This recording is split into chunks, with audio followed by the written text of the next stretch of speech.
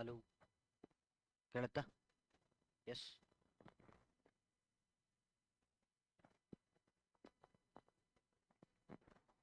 ನಾನಿ, ಕೇಳುತ್ತಾ ಇವಾಗ? ಸ್ವಲ್ಪ ಸೌಂಡ್ ಜಾಸ್ತಿ ಕೊಡು. ಸ್ವಲ್ಪ ಸೌಂಡ್ ಜಾಸ್ತಿ ಕೊಡು.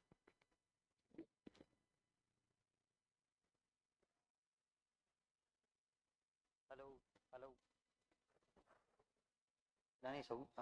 ಇವಾಗ ಇವಾಗ ಕೇಳುತ್ತಾ? ಸಾಕಲ್ಲ ಎಷ್ಟಿದ್ರೆ? Yes R no? ಎಸ್. ಈಗ ನೋಡಿ, ಕೇಳುತ್ತಾ? ಪರ್ಫೆಕ್ಟ್. ನೀನು ಬಂದ್ಬಿಟ್ಟೆ ಮುಗಿದೋಗ್ಬಿಟ್ರದು. Okay, fine. ಫಸ್ಟಿಂದ ಸ್ಟಾರ್ಟ್ ಮಾಡೋಣ. ಡೋಂಟ್ ವರಿ, ಇನ್ನೂ 2 ಅವರ್ಸ್ ಇದೆ. ಓಕೆ, ಇನ್ನೂ 2 ಅವರ್ ಇದೆ.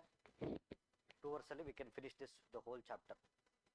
Okay, so what is environment? ಪರಿಸರ ಎಂದರೇನು? ಪರಿಸರ ಎಂದರೇನು? ಸೊ ನಮ್ಮ ಸುತ್ತಮುತ್ತಲಿನ ವಾತಾವರಣವನ್ನು ನಾವು ಪರಿಸರ ಅಂತ ಕರಿತೀವಿ. ಆಯ್ತಾ? ಸೊ ನಮ್ಮ ಸುತ್ತಮುತ್ತಲಿನ ವಾತಾವರಣದಲ್ಲಿ ಏನಿದಾವೆ? ಎರಡೇ ವಸ್ತುಗಳಿರುತ್ತೆ. ಒಂದು ಜೀವಂತ ವಸ್ತುಗಳು, ನಿರ್ಜೀವಂತ ವಸ್ತುಗಳು. ಜೀವಂತ ವಸ್ತುಗಳನ್ನ ಬಯೋಟಿಕ್ ಕಾಂಪೊನೆಂಟ್ ಅಂತ ಕರಿತೀವಿ. ನಿರ್ಜೀವಂತ ವಸ್ತುಗಳನ್ನ ಎಬಯೋಟಿಕ್ ಕಾಂಪೊನೆಂಟ್ ಅಂತ ಕರಿತೀವಿ. ಮತ್ತೆ ಇಶ್ಯೂ ಆಯ್ತಾ? ಓಕೆ, ಸೊ ಕೇಳಿಸ್ಕೊಳ್ಳಿ. ಬಯೋಟಿಕ್ ಕಾಂಪೊನೆಂಟ್ಸ್ ಅಥವಾ ಜೈವಿಕ ಘಟಕ ಮತ್ತು ಅಜೈವಿಕ ಘಟಕ ಅಂತ ಕರಿತೀವಿ. ಓಕೆ, ಸೊ ಜೈವಿಕ ಘಟಕಕ್ಕೆ ಎಕ್ಸಾಂಪಲ್ ಕೊಡು. So plants, animals, birds, microorganisms examples ಕೊಡ್ಬೋದು.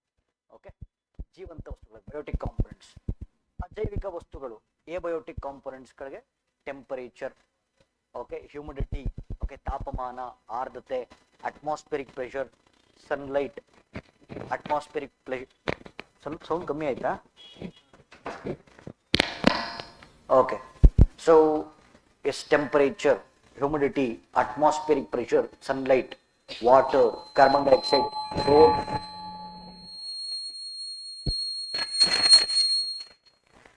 ಪ್ರೋಟೀನ್ಸ್, ಲಿಪಿಡ್ಸ್, ಕಾರ್ಬೋಹೈಡ್ರೇಟ್ಸ್ ಕೊಡ್ತೀವಿ. ಓಕೆ, ಸೊ ಈಗ ನಮಗೆ ಬಯೋಟಿಕ್ ಕಾಂಪೊನೆಂಟ್ಸ್ ಅಂದ್ರೆ ಏನು, ಎಬಯೋಟಿಕ್ ಕಾಂಪೊನೆಂಟ್ಸ್ ಅಂದ್ರೆ ಏನು ಅಂತ ಗೊತ್ತಾಯ್ತು. ಓಕೆ, ಈಗ ಇದನ್ನ ಕ್ಲಬ್ ಮಾಡಿಬಿಟ್ಟು ಒಂದು ಡೆಫಿನೇಷನ್ ಮಾಡೋಣ. ಓಕೆ, ನಮ್ಮ ಸುತ್ತಮುತ್ತಲಿನ ವಾತಾವರಣದಲ್ಲಿ ಕಂಡು ಬರುವ ಜೈವಿಕ ಮತ್ತು ಅಜೈವಿಕ ಘಟಕಗಳನ್ನ ಪರಿಸರ ಅಂತ ಕರಿತೀವಿ. Okay, the surrounding as which consist of biotic and abiotic components is called as environment. ಸರಿ ಇದೆಯಲ್ಲ? ಓಕೆ, ಈಗ ಲಿಸನ್. ಈಗ ರೆಸ್ಪಾನ್ಸ್ ಮಾಡ್ತಿದಾರಲ್ಲಿ ಬರ್ತಿದೆ ಟೆಕ್ಸ್ಟ್ ಎಲ್ಲ?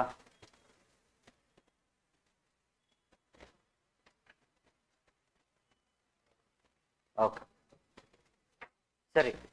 ಈಗ ಬದರ್, ಈಗ ನಮಗೆ ಡೆಫಿನೇಷನ್ ಆಫ್ ಎನ್ವಿರಾನ್ಮೆಂಟ್ ಗೊತ್ತಾಯ್ತು. ನೋಡಿ, ಈಗ ನಾವು ಎನ್ವಿರಾನ್ಮೆಂಟ್ ಅಂದ್ರೆ ಅಲ್ಲಿ ಬಯೋಟಿಕ್ ಮತ್ತೆ ಎಬಯೋಟಿಕ್ ಇದೆ. ಓಕೆ, ಸರಿ ಇದೆಯಾ? ಸೊ ಬಯೋಟಿಕ್ ಮತ್ತೆ ಎಬಯೋಟಿಕ್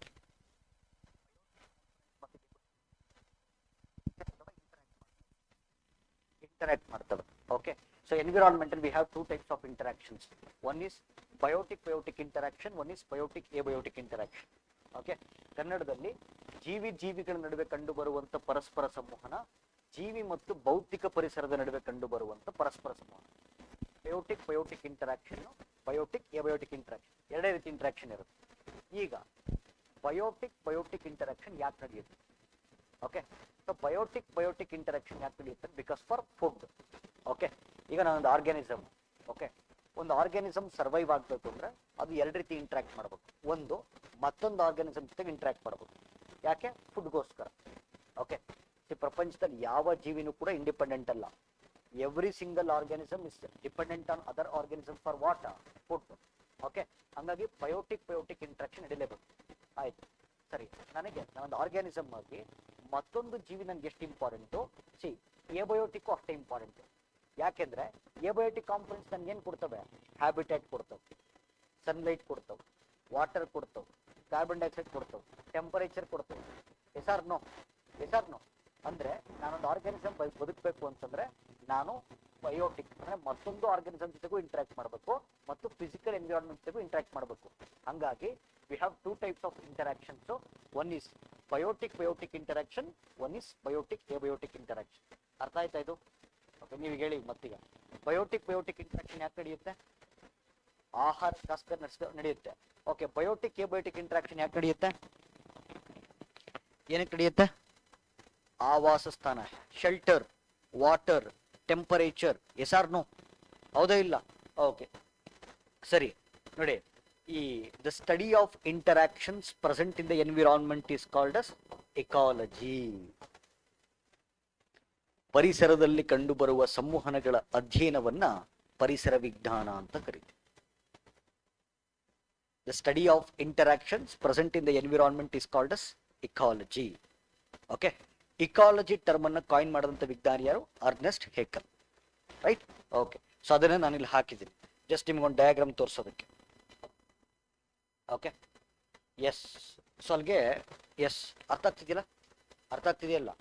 ಓಕೆ, ಸೊ ಎನ್ವಿರಾನ್ಮೆಂಟ್ ಡೆಫಿನೇಷನ್ ಆಯಿತು, ಎಕಾಲಜಿ ಡೆಫಿನೇಷನ್ ಆಯಿತು, ಬಯೋಟಿಕ್ ಕಾಂಪೊನೆಂಟ್ ಆಯಿತು, ಎಬಯೋಟಿಕ್ ಕಾಂಪೊನೆಂಟ್ ಆಯಿತು, ಮತ್ತೆ ಅರ್ನೆಸ್ಟ್ ಹೇಕಲ್ ಟರ್ಮ್ ಅನ್ನು ಕಾಯಿನ್ ಮಾಡಿದ್ದು ಯಾರು ಅಂತ ಗೊತ್ತಾಯ್ತು.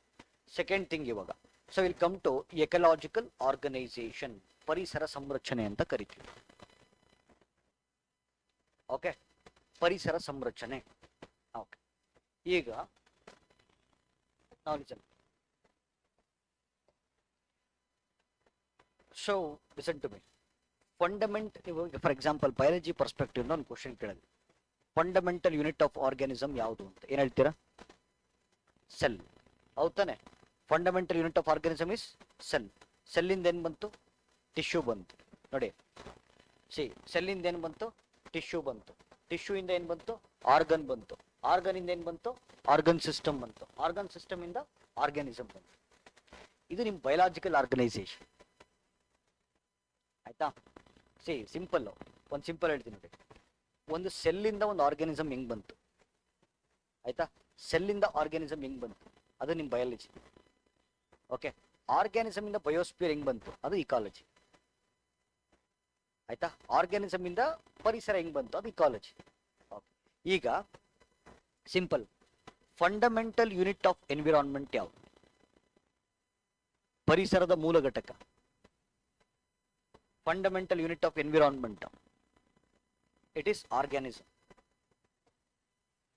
Fundamental unit of environment is called as organism. ಪರಿಸರದ ಮೂಲ ಘಟಕ ಯಾವುದು? ಜೀವಿ. Yes R no? ಜೀವಿ ಅಂತ ಕರಿತೀವಿ. ನೋಡಿ, ಅದನ್ನೇ ಹೇಳ್ತಿರೋದು. ಜೀವಿಯಿಂದ ಹಿಂದಕ್ಕೇನು ಬಂತು? ಅದು ಬಯಾಲಜಿ. ಜೀವಿಯಿಂದ ಮುಂದಕ್ಕೇನು ಬರುತ್ತೆ? ಅದು ecology. Okay, continuation of biology is ecology. Simple. ಆಯ್ತಾ? ಸರಿ.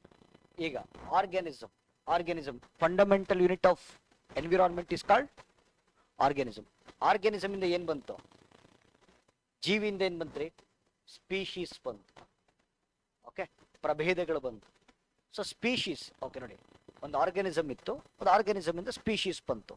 ಓಕೆ, ಎಕ್ಸಾಂಪಲ್ ಕೊಡಿ ಸರ್ ಅಂತಂದ್ರೆ, ಎಲಿಫೆಂಟ್ ಇತ್ತು, ಎಲಿಫೆಂಟ್ ಸ್ಪೀಶೀಸ್ ಬಂತು. So what is the definition of species ಅಂತಂದ್ರೆ, group of similar organism is called a species. ಒಂದೇ ರೀತಿ ಇರುವ ಜೀವಿಗಳ ಗುಂಪನ್ನ ಪ್ರಭೇದಗಳು ಅಂತ ಕರಿತೀವಿ. Elephant species, lion species, tiger species, horse species, deer species ಅಂತ ಕರಿತೀವಿ. ಓಕೆ, ಸರಿ. ಈಗ ಒಂದು ಆರ್ಗ್ಯಾನಿಸಮ್ ಇಂದ ಸ್ಪೀಶೀಸ್ ಬಂತು. ಕೇಳಿಸ್ಕೊಳ್ಳಿ, ಹೆಂಗ್ ಬಂತು? ಒಂದು ಆರ್ಗ್ಯಾನಿಸಮು ನೋಡಿ, ರೀಪ್ರೊಡಕ್ಷನ್ ನ ಮುಖಾಂತರ ಫರ್ಟೈಲ್ ಆಫ್ ಸ್ಪ್ರಿಂಗ್ಸ್ ಅನ್ನು ಕ್ರಿಯೇಟ್ ಮಾಡಿದಾಗ ಸ್ಪೀಶೀಸ್ ಬರುತ್ತೆ. ಒಂದು ಜೀವಿ ಸಂತಾನೋತ್ಪತ್ತಿಯ ಮೂಲಕ ಫಲವತ್ತಾದ ಸಂತತಿನ ಸೃಷ್ಟಿ ಮಾಡಿದಾಗ ಪ್ರಭೇದಗಳು ಬರುತ್ತೆ. ಆಯ್ತಾ? ಸ್ಪೀಶೀಸ್ ಬಂತು. ಓಕೆ, ಈ ಸ್ಪೀಶೀಸ್ ಇಂದ ಏನ್ ಬಂತು? ಪಾಪ್ಯುಲೇಷನ್ ಬಂತು, ಜನಸಂಖ್ಯೆ ಬಂತು, ಪಾಪ್ಯುಲೇಷನ್ ಬಂತು. ಈಗ ನೋಡಿ, ಇಲ್ಲಿ ಸಿಂಪಲ್, ಇಲ್ಲಿ ನೋಡಿರಿ, ಇಲ್ಲಿ ಇಂಟ್ರಾಕ್ಟ್ ಮಾಡಬೇಕು. ಓಕೆ, ಇಲ್ಲಿ ಎಲಿಫೆಂಟ್ ಇದೆ, ಇಲ್ಲಿ ಎಲಿಫೆಂಟ್ ಸ್ಪೀಶೀಸ್ ಇದೆ, ಇಲ್ಲಿ ಎಲಿಫೆಂಟ್ ಪಾಪ್ಯುಲೇಷನ್ ಇದೆ. ಹಾಗಾದ್ರೆ ಎಲಿಫೆಂಟ್ ಸ್ಪೀಶೀಸ್ಗೂ ಎಲಿಫೆಂಟ್ ಪಾಪ್ಯುಲೇಷನ್ಗೂ ಡಿಫ್ರೆನ್ಸ್ ಏನು? ಎಲಿಫೆಂಟ್ ಸ್ಪೀಶೀಸ್ಗೂ ಎಲಿಫೆಂಟ್ ಪಾಪ್ಯುಲೇಷನ್ಗೂ ಡಿಫ್ರೆನ್ಸ್ ಏನು? ಜೋರಾಗಿ ಹೇಳಿ ಮ್ಯಾಮ್, ಜೋರಾಗಿ ಹೇಳಿ. ಅಲ್ಲ, group of similar organism is called species. ಸ್ಪೀಶೀಸ್ಗೂ ಪಾಪ್ಯುಲೇಷನ್ಗೂ ಡಿಫ್ರೆನ್ಸ್ ಏನು? ಗ್ರೂಪ್ ಆಫ್ ಸ್ಪೀಶೀಸ್ ಅಂದ್ರೆ ಬೇರೆ ಬೇರೆ ಸ್ಪೀಶೀಸಾ? ಸಿಮಿಲರ್ ಸ್ಪೀಶೀಸ್ ಅಂದ್ರೆ ಪಾಪ್ಯುಲೇಷನ್. How come?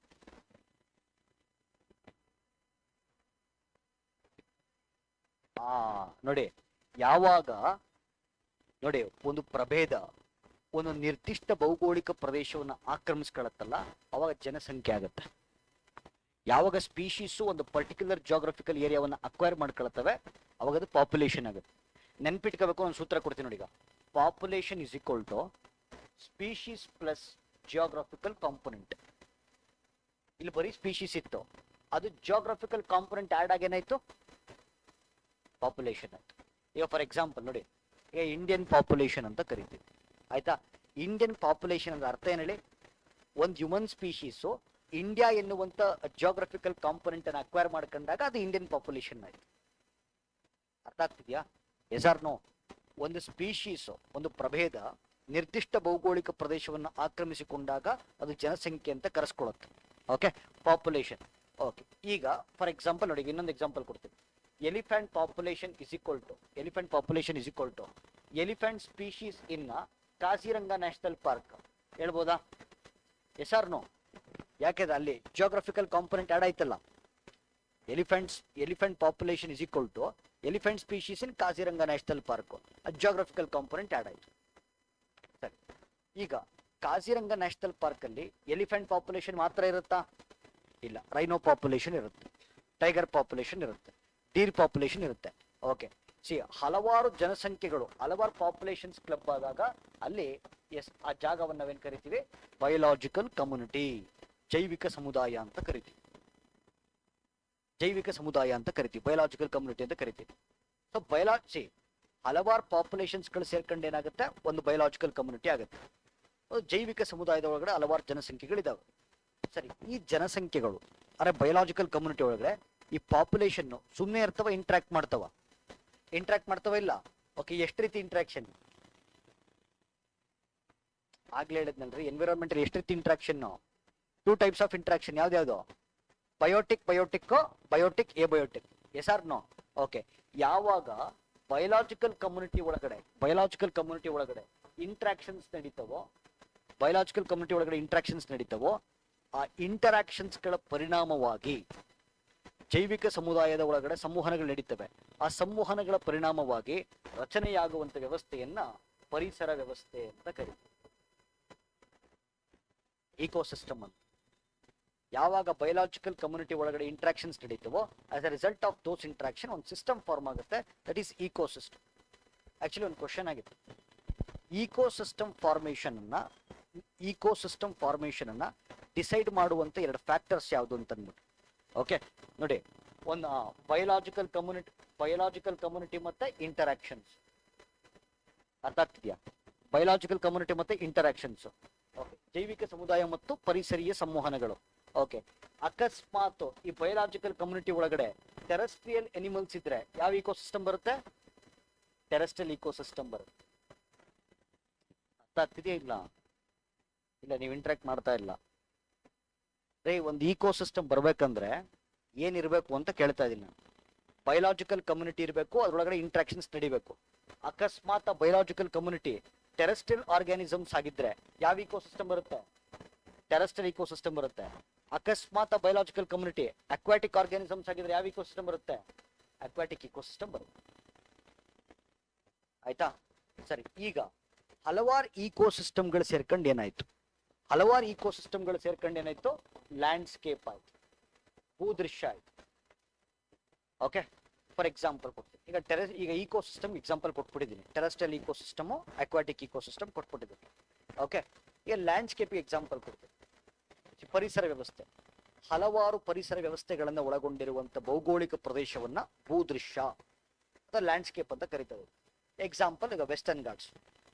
ಏನು ವೆಸ್ಟರ್ನ್ ಘಾಟ್ಸ್ಗೆ ಹೋಗ್ತೀರಾ? ವೆಸ್ಟರ್ನ್ ಘಾಟ್ಸ್ ಅಲ್ಲಿ ಟೆರೆಸ್ಟ್ರಿಯಲ್ ಇಕೋಸಿಸ್ಟಮ್ ಇದೆಯಾ ಇಲ್ಲ? ಮಾತಾಡ್ರಿ. ವೆಸ್ಟರ್ನ್ ಘಾಟ್ಸ್ ಅಲ್ಲಿ ಫಾರೆಸ್ಟ್ ಇಕೋಸಿಸ್ಟಮ್ ಇದೆಯಾ? ಗ್ರಾಸ್ಲ್ಯಾಂಡ್ ಇಕೋಸಿಸ್ಟಮ್ ಇದೆಯಾ? ಮೌಂಟೇನ್ ಇಕೋಸಿಸ್ಟಮ್ ಇದೆಯಾ? ಅಕ್ವಾಟಿಕ್ ಇಕೋಸಿಸ್ಟಮ್ ಇದೆಯಾ? ನದಿಗಳು ಹರಿತವ ಅಲ್ಲಿ? ಹಲವಾರು ಇಕೋಸಿಸ್ಟಮ್ ಕ್ಲಬ್ ಮಾಡಿದಾಗ ಅದನ್ನ ಲ್ಯಾಂಡ್ಸ್ಕೇಪ್ ಅಂತ ಕರೀತೀವಿ. Okay, landscape. ಈಗ ಲ್ಯಾಂಡ್ಸ್ಕೇಪ್ ಎಕ್ಸಾಂಪಲ್ ಬಂದು ವೆಸ್ಟರ್ನ್ ಘಾಟ್ಸ್. ಓಕೆ, ಹಲವಾರು ಲ್ಯಾಂಡ್ಸ್ಕೇಪ್ ಗಳನ್ನ ಕ್ಲಬ್ ಮಾಡಿದಾಗ ಬಯೋಮ್ ಬರುತ್ತೆ. Okay, yes. ಈಗ ನಿಮಗೆ ಅರ್ಥ ಆಗ್ಬೇಕು ಅಂದ್ರೆ ನೋಡಿ, ಲ್ಯಾಂಡ್ಸ್ಕೇಪ್ಗೂ ಬಯೋಮ್ಗೂ ಡಿಫರೆನ್ಸ್ ಏನು? ಓಕೆ, ಒಂದು ದೇಶದಲ್ಲಿ ಹಲವಾರು ಲ್ಯಾಂಡ್ಸ್ಕೇಪ್ ಇರುತ್ತೆ. ಒಂದು ದೇಶದಲ್ಲಿ ಹಲವಾರು ಲ್ಯಾಂಡ್ಸ್ಕೇಪ್ ಇರುತ್ತೆ, ಬಟ್ ಒಂದು ಬಯೋಮಲ್ಲಿ ಹಲವಾರು ದೇಶಗಳಿರ್ತವೆ. Okay, for example Himalayan biome. Himalayan ಬಯೋಮಲ್ಲಿ ಪಾಕಿಸ್ತಾನ ಬರುತ್ತೆ, ಭಾರತ ಬರುತ್ತೆ, ಚೈನಾ ಬರುತ್ತೆ, ನೇಪಾಳ ಬರುತ್ತೆ, ಭೂತಾನ್ ಬರುತ್ತೆ. So biome is a larger geographical area which comprises several landscapes. Okay, so ಪ್ರಪಂಚದ ಎಲ್ಲ ಬಯೋಮ್ಗಳನ್ನ ಕೂಡಿಸಿದ್ರೆ ಎಸ್ ಕೊನೆ ಇಡೀ ಭೂಮಿ ಬರುತ್ತೆ, ಬಯೋಸ್ಪಿಯರ್ ಬರುತ್ತೆ. Earth is called as biosphere, ಜೀವಗೋಳ ಅಂತ ಕರಿತೀವಿ. ಓಕೆ, ಸಿ ಬಯೋಸ್ಪಿಯರ್ ಅಂತಂದ್ರೆ bio means life, sphere means planet. The planet which can sustain life is called as biosphere. Bio ಅಂದ್ರೆ ಜೀವ, ಸ್ಪಿಯರ್ ಗೋಳ ಅಂತಂದ್ರೆ ಗ್ರಹ. ಯಾವ ಗ್ರಹ ಜೀವಿಗಳನ್ನು ಸುಸ್ಥಿರವಾಗಿ ಸಾಕುವಂತ ಸಾಮರ್ಥ್ಯ ಇರುತ್ತೋ ಅದನ್ನ ಜೀವಗೋಳ ಅಂತ ಕರೀತೀವಿ. ಆಯ್ತಾ? ಈಗ ಸ್ವಲ್ಪ ಮರ್ತೋದಂಗಾಗಿದ್ರೆ ಮತ್ತೆ ವಾಪಸ್ ಬೇಗ ಫಾಸ್ಟ್ ಆಗಿ. ಓಕೆ, ಈಗ ನಾನು ಹೇಳಲ್ಲ, ನೀವು ಹೇಳಬೇಕು, ಇಂಟ್ರಾಕ್ಟ್ ಮಾಡ್ಬೇಕು. ಇಂಟ್ರಾಕ್ಷನ್ ಯಾಕೆ ತುಂಬಾ ಪೋರ್ ಇದೆ ಇವತ್ತು. ಓಕೆ, ಪರಿಸರದ ಮೂಲ ಘಟಕ ಯಾವುದು? ಆರ್ಗ್ಯಾನಿಸಮ್. ಓಕೆ, ಆರ್ಗ್ಯಾನಿಸಮ್ ಇಂದ ಏನ್ ಬಂತು? ಸ್ಪೀಶೀಸ್ ಬಂತು, ಪ್ರಭೇದಗಳು ಬಂತು. ಓಕೆ, ಆರ್ಗ್ಯಾನಿಸಮ್ ಅಂದ್ರೆ ಒಂದೇ ಇರುತ್ತೆ, ಸ್ಪೀಶೀಸ್ ಅಂದ್ರೆ ಸುಮಾರು ಇರ್ತವೆ. Okay, what is the definition of species? Group of similar organism is called species. ಒಂದೇ ರೀತಿ ಇರುವ ಜೀವಿಗಳ ಗುಂಪನ್ನು ನಾವೇನ್ ಕರಿತೀವಿ? ಪ್ರಭೇದಗಳು. ಓಕೆ, ಒಂದು ಆರ್ಗ್ಯಾನಿಸಮ್ ಇಂದ ಸ್ಪೀಶೀಸ್ ಬಂತು. ಹೆಂಗ್ ಬಂತು? ಒಂದು ಆರ್ಗ್ಯಾನಿಸಮ್ ರೀಪ್ರೊಡಕ್ಷನ್ ನ ಮುಖಾಂತರ ಫರ್ಟೈಲ್ ಆಫ್ ಸ್ಪ್ರಿಂಗ್ಸ್ ಅನ್ನು ಕ್ರಿಯೇಟ್ ಮಾಡಿದಾಗ ಸ್ಪೀಶೀಸ್ ಬಂತು, ಪ್ರಭೇದಗಳು ಬಂತು. ಆ ಪ್ರಭೇದ, ಈ ಸ್ಪೀಶೀಸು ಓಕೆ, ಒಂದು ಜಿಯೋಗ್ರಾಫಿಕಲ್ ಟೆರಿಟರಿನ ಅಕ್ವೈರ್ ಮಾಡ್ಕೊಂಡಾಗ ಪಾಪ್ಯುಲೇಷನ್ ಬಂತು. ಆ ಒಂದು ಪ್ರಭೇದ ಒಂದು ನಿರ್ದಿಷ್ಟ ಭೌಗೋಳಿಕ ಪ್ರದೇಶವನ್ನ ಆಕ್ಯುಪೈ ಮಾಡ್ಕೊಂಡಾಗ ಅದೇನಾಯ್ತು? ಪಾಪ್ಯುಲೇಷನ್ ಆಯ್ತು. ಓಕೆ, ಸೆವೆರಲ್ ಪಾಪ್ಯುಲೇಷನ್ಸ್ ನ ಒಳಗೊಂಡಾಗ ಏನಾಯ್ತು? ಜೈವಿಕ ಸಮುದಾಯ, ಬಯೋಲಾಜಿಕಲ್ ಕಮ್ಯುನಿಟಿ ಬಂತು. ಬಯೋಲಾಜಿಕಲ್ ಕಮ್ಯುನಿಟಿ ಒಳಗಡೆ ಪಾಪ್ಯುಲೇಷನ್ಸ್ ಸುಮ್ಮನೆ ಇರ್ತವ, ಇಂಟ್ರಾಕ್ಟ್ ಮಾಡ್ತಾವ. ಎಷ್ಟು ರೀತಿ ಇಂಟ್ರಾಕ್ಷನ್? ಓಕೆ, ವಿಚಾರದೆ ಬಯೋಟಿಕ್ ಮತ್ತು ಬಯೋಟಿಕ್ ಎಬಯೋಟಿಕ್. ಯಾವಾಗ ಬಯೋಲಾಜಿಕಲ್ ಕಮ್ಯುನಿಟಿ ಒಳಗಡೆ ಇಂಟ್ರಾಕ್ಷನ್ಸ್ ನಡೆಯುತ್ತೋ ಆ ಇಂಟರಾಕ್ಷನ್ಸ್ಗಳ ಪರಿಣಾಮವಾಗಿ ರಚನೆ ಆದಂತ ಸಿಸ್ಟಮ್ ಅನ್ನ ಈಕೋಸಿಸ್ಟಮ್ ಅಂತ ಕರಿತೀವಿ. Okay, which are the two factors that decide the formation of ecosystem? ಒಂದು ಬಯೋಲಾಜಿಕಲ್ ಕಮ್ಯುನಿಟಿ, ಎರಡನೇದು ಇಂಟರಾಕ್ಷನ್ಸ್. ಕರೆಕ್ಟಾ? Yes R no? Okay, ecosystem example ಕೊಡಿ sir. Terrestrial ecosystem, aquatic ecosystem. So ಹಲವಾರು ಈಕೋಸಿಸ್ಟಮ್ಸ್ ನ ಕ್ಲಬ್ ಮಾಡಿದಾಗ ಏನಾಯ್ತು? ಲ್ಯಾಂಡ್ಸ್ಕೇಪ್ ಬಂತು. Example Western Ghats. Okay, Western Ghats ಅಲ್ಲಿ ಫಾರೆಸ್ಟ್ ಈಕೋಸಿಸ್ಟಮ್ ಇದೆ, ಗ್ರಾಸ್ ಲ್ಯಾಂಡ್ ಈಕೋಸಿಸ್ಟಮ್ ಇದೆ, ಓಕೆ, ಅಕ್ವಾಟಿಕ್ ಈಕೋಸಿಸ್ಟಮ್ ಇದೆ, ಮೌಂಟೇನ್ ಈಕೋಸಿಸ್ಟಮ್ ಇದೆ. ಓಕೆ, ಹಲವಾರು ಲ್ಯಾಂಡ್ಸ್ಕೇಪ್ ಅನ್ನು ಕ್ಲಬ್ ಮಾಡಿದಾಗ ಏನಾಯ್ತು? Biome. Example is Himalayan biome, tundra biome, taiga biome. Okay, so biome is a larger geographical area which comprises several landscape. Okay, ಪ್ರಪಂಚದ ಎಲ್ಲ ಬಯೋಮ್ಗಳನ್ನು ಕೂಡಿಸಿದಾಗ ಬಯೋಸ್ಪಿಯರ್ ಬಂತು. Okay, and one more thing ನೋಡಿ, ಈ ಬಯೋಸ್ಪಿಯರ್ ಅಂತ ವರ್ಡ್ ಏನಿದೆಯಲ್ಲ, ಜೀವಗೋಳ ಅಂತ ನಾವೇನ್ ಕರಿತೀವಿ. ಓಕೆ, ಸೊ ಜೀವಗೋಳ ಅಂತ ಏನ್ ಕರಿತೀವಿ, ತುಂಬಾ ದೊಡ್ಡ ಅರ್ಥ ಇದೆ ಇದಕ್ಕೆ. ಈಗ ಯಾವ ಪ್ಲಾನೆಟ್ ಅನ್ನು ಕೂಡ ನಾವು ಬಯೋಸ್ಪಿಯರ್ ಅಂತ ಕರೆಯಲ್ಲ. Only earth is called as biosphere. ಯಾಕೆಂದ್ರೆ earth can sustain life. Okay, ಯಾರೋ ಕೇಳಿದ್ರು, ಸರ್ ಅರ್ತ್ ಅಲ್ಲಿ ಮಾತ್ರ ಯಾಕೆ ಜೀವಿಗಳಿರ್ತಾವ ಸರ್, ಬೇರೆ ಪ್ಲಾನೆಟ್ ಅಲ್ಲಿ ಯಾಕೆ ಇರಲ್ಲ? ಯಾಕೆ ಅಂದ್ರೆ ನೋಡಿ, biosphere is equal to lithosphere plus hydrosphere plus atmosphere. ಜೀವಗೋಳ ಇಸ್ ಈಕ್ವಲ್ ಟು ಶಿಲಾಗೋಳ ಪ್ಲಸ್ ಜಲಗೋಳ ಪ್ಲಸ್ ವಾಯುಗೋಳ. ಲಿಥೋಸ್ಪಿಯರ್ ಅಂದ್ರೆ ನಾನು ಅರ್ತ್ ಕ್ರಸ್ಟ್ ಅಂತ ಕರಿಬಹುದಾ? ಮಾತಾಡ್ರಿ. ಲಿಥೋಸ್ಪಿಯರ್ ಅರ್ತ್ ಕ್ರಸ್ಟ್ ಅಂತ ಕರಿಬಹುದಾ? ಅರ್ತ್ ಕ್ರಸ್ಟ್ ಅಲ್ಲಿ ಸಾಯಿಲ್ ಇರುತ್ತಾ? ಸಾಯಿಲ್ ಅಲ್ಲಿ ಸೆಡಿಮೆಂಟ್ಸ್ ಇರುತ್ತಾ? ಸೆಡಿಮೆಂಟ್ಸ್ ಅಲ್ಲಿ ನ್ಯೂಟ್ರಿಯೆಂಟ್ಸ್ ಇರುತ್ತಾ? Okay, lithosphere source of nutrients. Hydrosphere ಅಂತಂದ್ರೆ ವಾಟರ್ ಅಂತ ಕರಿಬಹುದಾ? ಓಕೆ, ಅಟ್ಮಾಸ್ಫಿಯರ್ ಅಂದ್ರೆ ಸನ್ಲೈಟ್ ಅಂತ ಕರಿಬಹುದಾ? Yes R no? ಓಕೆ, ನೋಡಿ, ಪ್ರಪಂಚದ ಯಾವ ಭಾಗದಲ್ಲಿ ಪೌಷ್ಟಿಕಾಂಶಗಳು, ನೀರು ಮತ್ತು ಸೂರ್ಯನ ಬೆಳಕಿನ ಸಮ್ಮಿಲನ ಆಗುತ್ತೋ ಅಲ್ಲಿ ಪ್ರಪಂಚದ ಮೊಟ್ಟ ಮೊದಲ ಜೀವಿ ಸೃಷ್ಟಿಯಾಗುತ್ತೆ. ಇವನ್ ಬೀಜ ತಗೊಳ್ತೀರ, ಸೀಡ್ ಬೀಜವನ್ನು ಬಿತ್ತುತ್ತೀರ. ಆ ಬೀಜ ಸಸ್ಯ ಆಗ್ಬೇಕು ಅಂದ್ರೆ ಏನ್ ಬೇಕು? Nutrients, water, sunlight. ಪೌಷ್ಟಿಕಾಂಶಗಳು ನೀರು ಮತ್ತು ಸೂರ್ಯನ ಬೆಳಕಿನ ಸಮ್ಮಿಲನ ಆಗುತ್ತೋ ಅಲ್ಲಿ ಪ್ರಪಂಚದ ಮೊಟ್ಟ ಮೊದಲ ಜೀವಿ ಸೃಷ್ಟಿ ಆಗುತ್ತೆ. ಓಕೆ, ಬಟ್ ಬೇರೆ ಪ್ಲಾನೆಟ್ ಅಲ್ಲಿ ಲಿಥೋಸ್ಪಿಯರ್ ಇದೆ, ಅಟ್ಮಾಸ್ಫಿಯರ್ ಇದೆ, ಏನಿಲ್ಲ, ಹೈಡ್ರೋಸ್ಪಿಯರ್ ಇಲ್ಲ. ಅದಕ್ಕೆ ಬೇರೆ ಪ್ಲಾನೆಟ್ಗೆ ಹೋದಾಗ ಫಸ್ಟ್ ನಾವು ಏನು ಹುಡುಕ್ತೀವಿ? ನೀರಿದೆಯಾ ಅಂತ ಹುಡುಕ್ತೀವಿ. Water is called as indication of life. ಆಯ್ತಾ? ಸರಿ, ಈಗ ನೋಡಿ, ಇಲ್ಲಿ ಒಂದು ಸಣ್ಣ ಆರ್ಗ್ಯಾನಿಸಮ್ ಇಂದ ಇಡೀ ಅರ್ತ್ ಹೆಂಗ್ ಬಂತು ಅಂತ ನಾವು ಪ್ರೂವ್ ಮಾಡಿದ್ವಿ. ಅಂದ್ರೆ ಎನ್ವಿರಾನ್ಮೆಂಟ್ ಹೆಂಗ್ ಕ್ರಿಯೇಟ್ ಆಯ್ತು ಅಂತ ಪ್ರೂವ್ ಮಾಡಿದ್ವಿ. ಒಂದು ಸಣ್ಣ ಆರ್ಗ್ಯಾನಿಸಮ್ ಇಂದ ಇಡೀ ಅರ್ತ್ ಹೆಂಗ್ ಬಂತು ಅಂತ ನಾನು ಪ್ರೂವ್ ಮಾಡಿದ್ವಿ. ಆಯ್ತಾ ಬ್ರದರ್? ಈ ಎನ್ವಿರಾನ್ಮೆಂಟ್ ಫಾರ್ಮೇಶನ್ ಆಗ್ಬೇಕಾದ್ರೆ ಓಕೆ ಒಂದೇ ಸತಿ ಆಯ್ತಾ ಅಥವಾ ಸೆವರಲ್ ಸ್ಟೇಜಸ್ ಮುಖಾಂತರ ಆಗಿದ್ಯಾ? ಇದು ನೋಡ್ಕೊಂಡಾಗ ಹೆಂಗಾಗಿದೆ? ಸೆವರಲ್ ಓಕೆ, ಹೇಳಿ. The study of stages found in the study of stages found in the formation of environment is called as ecological organization. The study of stages found in the formation of environment is called as ecological organization. ಪರಿಸರ ರಚನೆಯಾಗುವ ವೇಳೆ ಕಂಡುಬರುವ ಹಂತಗಳ ಅಧ್ಯಯನವನ್ನ ಪರಿಸರ ಸಂರಕ್ಷಣೆ ಅಂತ ಕರೀತಾರೆ. ಪರಿಸರ ರಚನೆಯಾಗುವ ವೇಳೆ ಕಂಡುಬರುವ ಹಂತಗಳ ಅಧ್ಯಯನವನ್ನ ಪರಿಸರ ಸಂರಕ್ಷಣೆ. ಈಗ ಜಸ್ಟ್ ಒಂದ್ಸತಿ ಇಮೇಜ್ ನೋಡಿ, ಇದನ್ನ ಲೊಕೇಟ್ ಇಮೇಜ್ ಅಲ್ಲಿ ಹೆಡ್ಡಿಂಗ್ಸ್ ನೋಡ್ಕೊಂಡು ಹೋಗ್ಬೇಕಷ್ಟೆ. ಆ ಹೆಡ್ಡಿಂಗು ಇಮೇಜ್.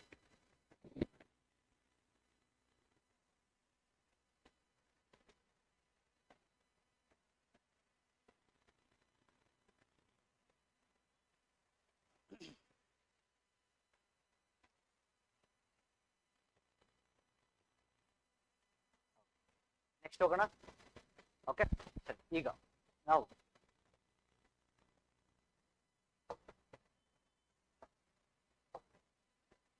ಅಬ್ಸರ್ವ್ ಸರ್ ನೋಡಿ, ಈಗ ಒಂದು ವರ್ಡ್ ಇದೆ, ಹ್ಯಾಬಿಟ್ಯಾಟ್ ಅಂತ ಕರಿತೀವಿ.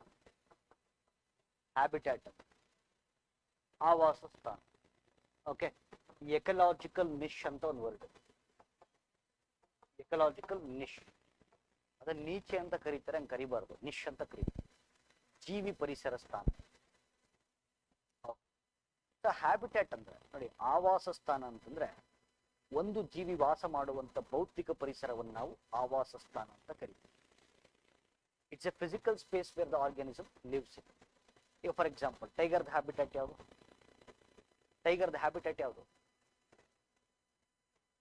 ಟೈಗರ್ ಉಳ್ಕೊಳ್ಳೋದಿಲ್ರಿ. ನಾನು ಎಲ್ಲಿ ಉಳ್ಕೊಳ್ತೀನಿ ಅದು ನನ್ನ ಹ್ಯಾಬಿಟ್ಯಾಟ್ ಕಂಡ್ರಿ. ಓಕೆ, ನಾನು ಎಲ್ಲಿ ಉಳ್ಕೊಳ್ತೀನೋ ನನ್ನ habitat. It's a physical space where the organism lives in. ಒಂದು ಜೀವಿ ವಾಸ ಮಾಡುವಂತ ಭೌತಿಕ ಪರಿಸರ ಅಂತ ಕರೀತಾ ಇದ್ದೀನಿ. ಟೈಗರ್ದ ಹ್ಯಾಬಿಟೇಟ್ ಯಾವುದು? ಫಾರೆಸ್ಟ್. ಟೈಗರ್ದ ಹ್ಯಾಬಿಟೇಟ್ ಯಾವುದು ರೀ? ಫಾರೆಸ್ಟ್. ಓಕೆ, ಬರ್ಡ್ಸ್ಗಳ ಹ್ಯಾಬಿಟೇಟ್ ಯಾವುದು? ಟ್ರೀ. ಓಕೆ, ಫಿಶಸ್ಗಳ ಹ್ಯಾಬಿಟೇಟ್ ಯಾವುದು? ವಾಟರ್. ಅರ್ಥ ಆಗ್ತಿದ್ಯಾ? It's a physical space where the organism lives in. It is called as habitat. But ನೋಡಿ, ಈಗ ಇಲ್ಲಿ ಫಾರೆಸ್ಟ್ ಇದೆ. ಓಕೆ, ಟೈಗರ್ದ ಹ್ಯಾಬಿಟೇಟ್ ಯಾವುದು? ಮಾತಾಡ್ರಿ, ನೀವು ಇಂಟ್ರಾಕ್ಟ್ ಮಾಡೋ ಕ್ಲಾಸ್ ಕಲಿಸ್ಬೋದು. ನಂಗೆ ಇಂಟ್ರಾಕ್ಷನ್ ಮಸ್ಟ್ ಅನ್ಕೊಂಡಿರ್ಬೇಕು ಯಾವಾಗ. ಓಕೆ, ಪದೇ ಪದೇ ಹೇಳಿಸ್ಕೋಬಾರ್ದು, ಕೇಳಿದ್ದನ್ನ ಹೇಳ್ಕೊಡ್ರಿ ಅಟ್ಲೀಸ್ಟ್. ಟೈಗರ್ದ ಹ್ಯಾಬಿಟೇಟ್ ಯಾವುದು? ಫಾರೆಸ್ಟ್. ಚೀತಾದ ಹ್ಯಾಬಿಟೇಟ್ ಯಾವುದು? ಅದು ಫಾರೆಸ್ಟ್. ಕರೆಕ್ಟಾ? ಸರಿ, ಈಗ ಎರಡು ಸ್ಪೀಶೀಸು ಒಂದೇ ಹ್ಯಾಬಿಟೇಟ್ ಶೇರ್ ಮಾಡ್ತಿದ್ಯಾ? ಓಕೆ, ಎರಡು ಸ್ಪೀಶೀಸು ಒಂದೇ ಹ್ಯಾಬಿಟೇಟ್ ಅನ್ನು ಶೇರ್ ಮಾಡಿದಾಗ ಕಾಂಪಿಟೇಷನ್ ಸ್ಪರ್ಧೆ ಜಾಸ್ತಿ ಆಗುತ್ತಾ ಕಮ್ಮಿ ಆಗುತ್ತಾ? ಸರಿ, ಕಾಂಪಿಟೇಷನ್ ಜಾಸ್ತಿ ಆಗುತ್ತೆ. ಸೊ ಕಾಂಪಿಟೇಷನ್ ಜಾಸ್ತಿ ಆದಾಗ ರಿಸೋರ್ಸ್ ಸ್ಕೇರ್ಸಿಟಿ, ಸಂಪನ್ಮೂಲಗಳ ಕೊರತೆ ಜಾಸ್ತಿ ಆಗುತ್ತೆ. Yes R no? Resource scarcity ಜಾಸ್ತಿ ಆಗುತ್ತೆ. ಓಕೆ ನೋಡಿ, ಒಂದು ಸ್ಪೀಶೀಸು ಕಾಂಪಿಟೇಷನ್ ಮತ್ತು ರಿಸೋರ್ಸ್ ಸ್ಕೇರ್ಸಿಟಿನ ಅವಾಯ್ಡ್ ಮಾಡ್ಲಿಕ್ಕೋಸ್ಕರ ಓಕೆ ಇಷ್ಟು ದೊಡ್ಡ ಹ್ಯಾಬಿಟ್ಯಾಟ್ ಅಲ್ಲಿ ಒಂದು ಸಣ್ಣ ಯೂನಿಟ್ ಅನ್ನು ಸೆಲೆಕ್ಟ್ ಮಾಡ್ಕೊಳ್ಳುತ್ತೆ. That is called as ecological niche. Observe ಮಾಡಿ, ನೀವು ಟೈಗರ್ ಫಾರೆಸ್ಟ್ ಅಲ್ಲಿ ಎಲ್ಲಿ ವಾಸ ಮಾಡ್ತಿರುತ್ತೆ? ಡೆನ್ಸ್ ಫಾರೆಸ್ಟ್ ಅಲ್ಲಿ ವಾಸ ಮಾಡುತ್ತೆ, ದಟ್ಟ ಅರಣ್ಯಗಳು. ಓಕೆ, ಸೊ ಟೈಗರ್ ಬಂದು ಇಲ್ಲಿ ನೋಡಿ ಡೆನ್ಸ್ ಫಾರೆಸ್ಟ್ ಅಲ್ಲಿ ವಾಸ ಮಾಡ್ತಿರುತ್ತೆ. ಅದೇ ಚೀತಾ ಬಂದು ಗ್ರಾಸ್ ಲ್ಯಾಂಡ್ಸ್ ಅಲ್ಲಿ ವಾಸ ಮಾಡ್ತಿರುತ್ತೆ. ಅರ್ಥ ಆಗ್ತಿದ್ಯಾ? ಇಲ್ಲಿ ಫಾರೆಸ್ಟ್ ಅನ್ನೋದು ಹ್ಯಾಬಿಟ್ಯಾಟ್, ಡೆನ್ಸ್ ಫಾರೆಸ್ಟ್ ಅನ್ನೋದು ಎಕಲಾಜಿಕಲ್ ನಿಶ್, ಫಾರೆಸ್ಟ್ ಅನ್ನೋದು ಹ್ಯಾಬಿಟ್ಯಾಟ್, ಗ್ರಾಸ್ ಲ್ಯಾಂಡ್ ಅನ್ನೋದು ಎಕಲಾಜಿಕಲ್ ನಿಶ್. ಓಕೆ, ಈಗ ನಾವು ಲಿಸನ್. ಓಕೆ, ಇನ್ನೊಂದ್ಸತಿ ಹೇಳ್ತೀನಿ. ಸ್ಪರ್ಧೆಯನ್ನು ತಡೆಗಟ್ಟಲು ಮತ್ತು ಸಂಪನ್ಮೂಲಗಳ ಅಭಾವವನ್ನು ಎದುರಿಸಲು ಒಂದು ಪ್ರಭೇದವು ಒಂದು ದೊಡ್ಡ ಆವಾಸ ಸ್ಥಾನದ ಒಳಗೆ ಆಯ್ಕೆ ಮಾಡುವಂತ ಚಿಕ್ಕ ಘಟಕವನ್ನ ಎಕಲಾಜಿಕಲ್ ನಿಶ್ ಅಂತ ಕರೀತೀವಿ. ಎರಡು ಸ್ಪೀಶೀಸ್ ಒಂದೇ ಹ್ಯಾಬಿಟೇಟ್ ಶೇರ್ ಮಾಡಿದಾಗ competition, resource scarcity. Okay, competition ಮತ್ತು ರಿಸೋರ್ಸ್ ಸ್ಕೇರ್ಸಿಟಿನ ಫೇಸ್ ಮಾಡ್ಲಿಕ್ಕೋಸ್ಕರ, ಅವಾಯ್ಡ್ ಮಾಡ್ಲಿಕ್ಕೋಸ್ಕರ ಒಂದು ದೊಡ್ಡ ಹ್ಯಾಬಿಟೇಟ್ ಅಲ್ಲಿ ಒಂದು ಸ್ಪೀಶೀಸ್ ಏನ್ ಮಾಡುತ್ತೆ, ಒಂದು ಸಣ್ಣ ಯೂನಿಟ್ ಅನ್ನು ಸೆಲೆಕ್ಟ್ ಮಾಡ್ಕೊಳ್ಳುತ್ತೆ. That is called as ecological niche. ಆಯ್ತಾ? ಈಗ ಫಾರ್ ಎಕ್ಸಾಂಪಲ್ ಇನ್ನೊಂದು ಎಕ್ಸಾಂಪಲ್ ಕೊಡ್ತೀವಿ. ಬರ್ಡ್ಸ್ ಗಳ ಹ್ಯಾಬಿಟೇಟ್ ಯಾವ್ದ್ರಿ? ಟ್ರೀ. ಎಲ್ಲ ಬರ್ಡ್ಸ್ ಗಳು ಟ್ರೀಸ್ ಮೇಲೆ ಇದ್ರೆ ಕಾಂಪಿಟೇಷನ್, ರಿಸೋರ್ಸ್ ಸ್ಕೇರ್ಸಿಟಿ. ಅದಕ್ಕೆ ಕೆಲವು ಪಕ್ಷಿಗಳು ಇಲ್ಲಿ ಗೂಡು ಕಟ್ತವೆ, ಕೆಲವು ಪಕ್ಷಿಗಳು ಇಲ್ಲಿ ಗೂಡು ಕಟ್ತವೆ, ಕೆಲವು ಪಕ್ಷಿಗಳು ಇಲ್ಲಿ ಗೂಡು ಕಟ್ತವೆ. ಇಲ್ಲಿ ಟ್ರೀ ಅನ್ನೋದು habitat. Lower part of the tree, middle part of the tree, upper part of the tree ಅನ್ನೋದು ಎಕಲಾಜಿಕಲ್ ನಿಶ್, ಜೀವಿ ಪರಿಸರ ಸ್ಥಾನ ಅಂತ ಕರಿತೀವಿ. ಆಯ್ತಾ? ಹಾಗಾದ್ರೆ sir, difference between habitat and ecological niche. Okay, ಆವಾಸ ಸ್ಥಾನ ಮತ್ತು ಜೀವಿ ಪರಿಸರ ಸ್ಥಾನ. ಓಕೆ, ಎಸ್, ಆವಾಸ ಸ್ಥಾನ ಮತ್ತು ಜೀವಿ ಪರಿಸರ ಸ್ಥಾನದ ನಡುವಿನ ವ್ಯತ್ಯಾಸ ಏನು ಅಂತ ನೋಡಿ. ಹ್ಯಾಬಿಟ್ಯಾಟ್ ಎನ್ನೋದು ಒಂದು ಆರ್ಗ್ಯಾನಿಸಮ್ಗೆ ಫಿಸಿಕಲ್ ಸ್ಪೇಸ್ ಅನ್ನ ಮಾತ್ರ ಕೊಡುತ್ತೆ, ಭೌತಿಕ ಪರಿಸರವನ್ನ ಮಾತ್ರ ಕೊಡುತ್ತೆ. ಆದ್ರೆ ಎಕಲಾಜಿಕಲ್ ನಿಶ್ ಅನ್ನೋದು ಒಂದು ಜೀವಿಗೆ ಬೇಕಾಗಿರುವಂತ physical space, chemical space, biological space ಅನ್ನ ಕೊಡುತ್ತೆ. ಈಗ ನೋಡಿ, ಈ ಫಾರೆಸ್ಟ್ ಅನ್ನೋದು ಹುಲಿಗೆ ಬರೀ ಫಿಸಿಕಲ್ ಸ್ಪೇಸ್ ಮಾತ್ರ ಕೊಡ್ತು. ಅಂದ್ರೆ ಡೆನ್ಸ್ ಫಾರೆಸ್ಟ್ ಅನ್ನೋದು ಹುಲಿಗೆ ಫಿಸಿಕಲ್ ಸ್ಪೇಸು, ಕೆಮಿಕಲ್ ಸ್ಪೇಸ್ ಅಂದ್ರೆ ಕ್ಲೈಮ್ಯಾಟಿಕ್ ಕಂಡೀಷನ್ ಮತ್ತೆ ಬಯೋಲಾಜಿಕಲ್ ಸ್ಪೇಸ್. ಆಯ್ತಾ? ಹುಲಿ ಮರಿ ಹಾಕ್ಬೇಕು ಅಂದ್ರೆ ಡೆನ್ಸ್ ಫಾರೆಸ್ಟ್ ಅಲ್ಲೇ ಇರ್ಬೇಕು. Yes R no? Physical space, chemical space, biological space. Okay, see, ಒಂದು ಹ್ಯಾಬಿಟೇಟ್ ಅಲ್ಲಿ ಸುಮಾರು ಸ್ಪೀಶೀಸ್ ಇರುತ್ತೆ, ಬಟ್ ಎಕಲಾಜಿಕಲ್ ನಿಶ್ ಅಲ್ಲಿ ಒಂದ್ ಸ್ಪೀಶೀಸ್ ಮಾತ್ರ ಇರುತ್ತೆ. ಓಕೆ, ಇಲ್ಲಿ ಸೆವೆರಲ್ ಸ್ಪೀಶೀಸ್ ಇರುತ್ತೆ, ಇಲ್ಲಿ ಒಂದ್ ಸ್ಪೀಶೀಸ್ ಮಾತ್ರ ಇರುತ್ತೆ. ಆಯ್ತಾ? ಓಕೆ, ಈಗ ನೋಡಿ brother, listen to me. Ecological niches ಜಾಸ್ತಿ ಆದಷ್ಟು, ಓಕೆ, ಎಕಲಾಜಿಕಲ್ ನಿಶಸ್ ಜಾಸ್ತಿ ಆದಷ್ಟು ಪ್ರಭೇದಗಳ ಉಳಿವು, ಸ್ಪೀಶೀಸ್ ಸರ್ವೈವಲ್ ಜಾಸ್ತಿ ಆಗುತ್ತಾ ಕಮ್ಮಿ ಆಗುತ್ತಾ? ಹೆಚ್ಚಾಗುತ್ತಾನೆ. ಕಾನ್ಫಿಡೆಂಟ್ ಆಗಿ ಹೇಳ್ಬೇಕು. ಓಕೆ, ಇಂಟ್ರಾಕ್ಷನ್ ಮಾಡಿ ನಿಜ ಕ್ಲಾಸ್ ತಿಳಿಸ್ತಾನೆ. ಮಾತಾಡ್ಬೇಕ್ರಿ. ಓಕೆ, ಸರಿ. ಎಕಲಾಜಿಕಲ್ ನಿಶಸ್ ಜಾಸ್ತಿ ಆದಷ್ಟು ಪ್ರಭೇದಗಳ ಉಳಿವು, ಸ್ಪೀಶೀಸ್ ಸರ್ವೈವಲ್ ಜಾಸ್ತಿ ಆಗುತ್ತೆ. ಸ್ಪೀಶೀಸ್ ಜಾಸ್ತಿ ಆದಷ್ಟು ಪಾಪ್ಯುಲೇಷನ್, ಬಯೋಲಾಜಿಕಲ್ ಕಮ್ಯುನಿಟಿ, ಈಕೋಸಿಸ್ಟಮ್ ಚೆನ್ನಾಗಿರ್ಬೇಕು ಅಂದ್ರೆ ಎಕಲಾಜಿಕಲ್ ನಿಶ್ ಇರಲೇಬೇಕಾ? Yes R no? Ecological niche is called as functional unit of ecosystem. ಜೀವಿ ಪರಿಸರ ಸ್ಥಾನವನ್ನ ಒಂದು ಪರಿಸರ ವ್ಯವಸ್ಥೆಯ ಕ್ರಿಯಾತ್ಮಕ ಘಟಕ ಅಂತ ಕರೀತೀವಿ. ಅರ್ಥಾಗ್ತಿದೆಯಾ? So this is difference between habitat and ecological niche. Okay, next. ಈಗ ನೋಡಿ, ಈಕೋಟೋನ್ ಅಂತ ಒಂದು ವರ್ಡ್ ಇದೆ. ಈಕೋಟೋನ್ ಎಡ್ಜ್ ಎಫೆಕ್ಟ್ ಅಂತ ಕರೀತೀವಿ. ಓಕೆ, ಸರಿ. ಈಗ ಬ್ರದರ್, ಈಗ ನಾನು ನಿಂತಿರೋದು ಫಾರೆಸ್ಟ್ ಇಕೋಸಿಸ್ಟಮ್. ಓಕೆ ಸರ್, ಒಂದ್ ಹೆಜ್ಜೆ ಮುಂದಿಡ್ತೀನಿ ಸರ್, ಡೆಸರ್ಟ್ ಸ್ಟಾರ್ಟ್ ಆಗ್ಬಿಡುತ್ತೆ. ಹಂಗಿರುತ್ತಾ? ನಾನು ನಿಂತಿರೋದು ಫಾರೆಸ್ಟ್ ಅಲ್ಲಿ, ಒಂದ್ ಹೆಜ್ಜೆ ಕೆಳಗಿಟ್ಬಿಡ್ತೀನಿ ಸರ್, ಇದ್ದಕ್ಕಿದ್ದಂಗೆ ಡೆಸರ್ಟ್ ಸಿಕ್ಬಿಡುತ್ತೆ. ಹಂಗಿರುತ್ತಾ? ಮತ್ತೆ ಹೆಂಗಿರುತ್ತೆ